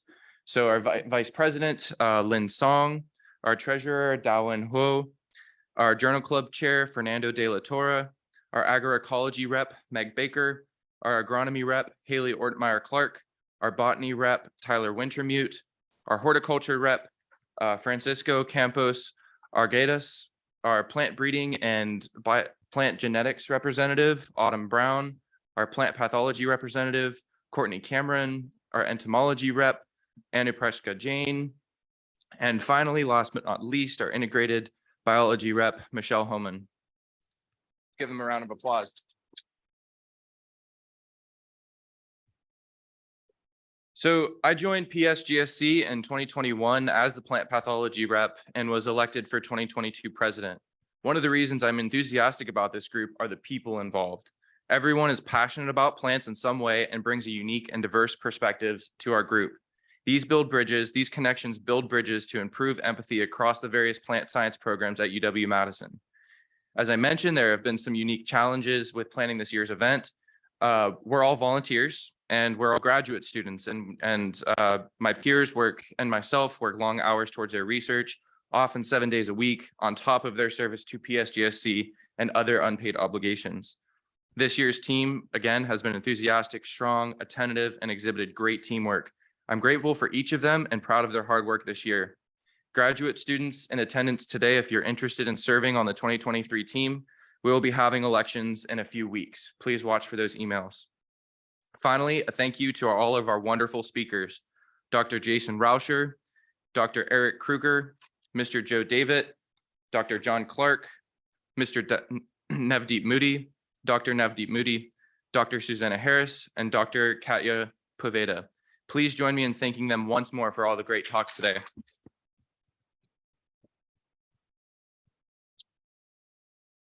This concludes our formal program, and at this time, I would like to invite the PSGSC officers up to draw raffle tickets for prizes.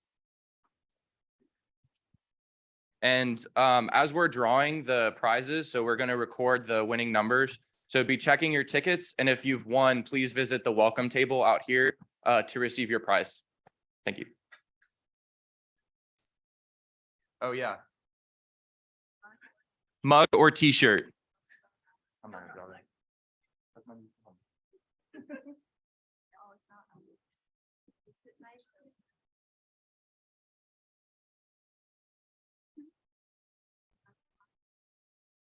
John, could you share Lynn's screen, please? If possible.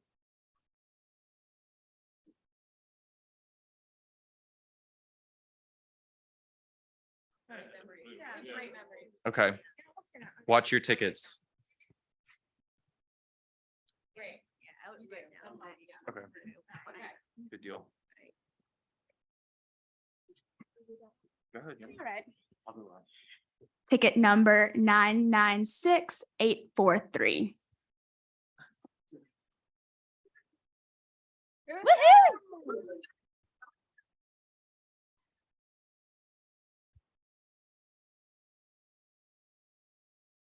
996863. There we go.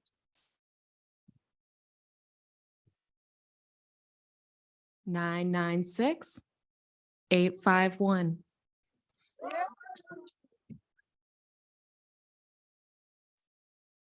Nine 842.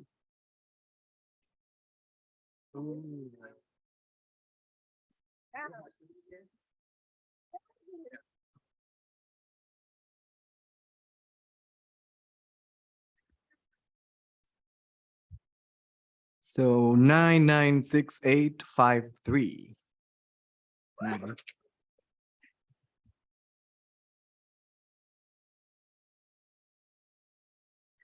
9999999. I'm just kidding. 996852. Hey.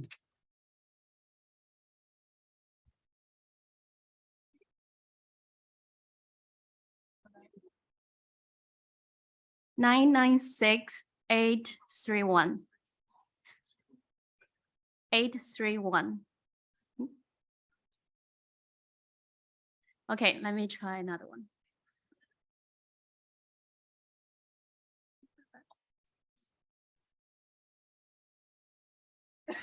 Nine nine six 822. 822. No? Keep going, keep going. Come on. Okay, 996864. Awesome. This is for you. 996873.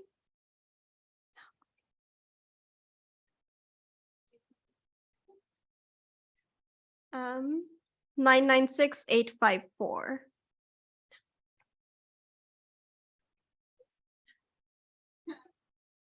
This is how probability works, you guys. 996847.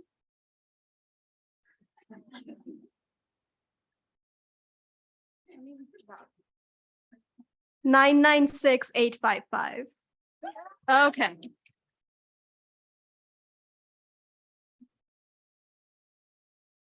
All right. 996869.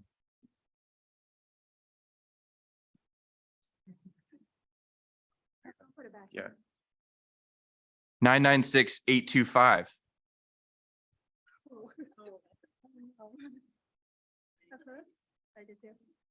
996850. Somebody's got it. No. All right. How about 845? Yeah.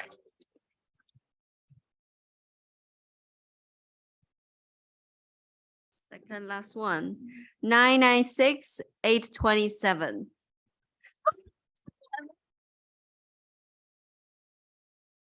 Okay, last one.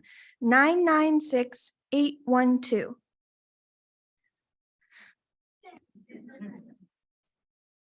Oh, okay. 996819.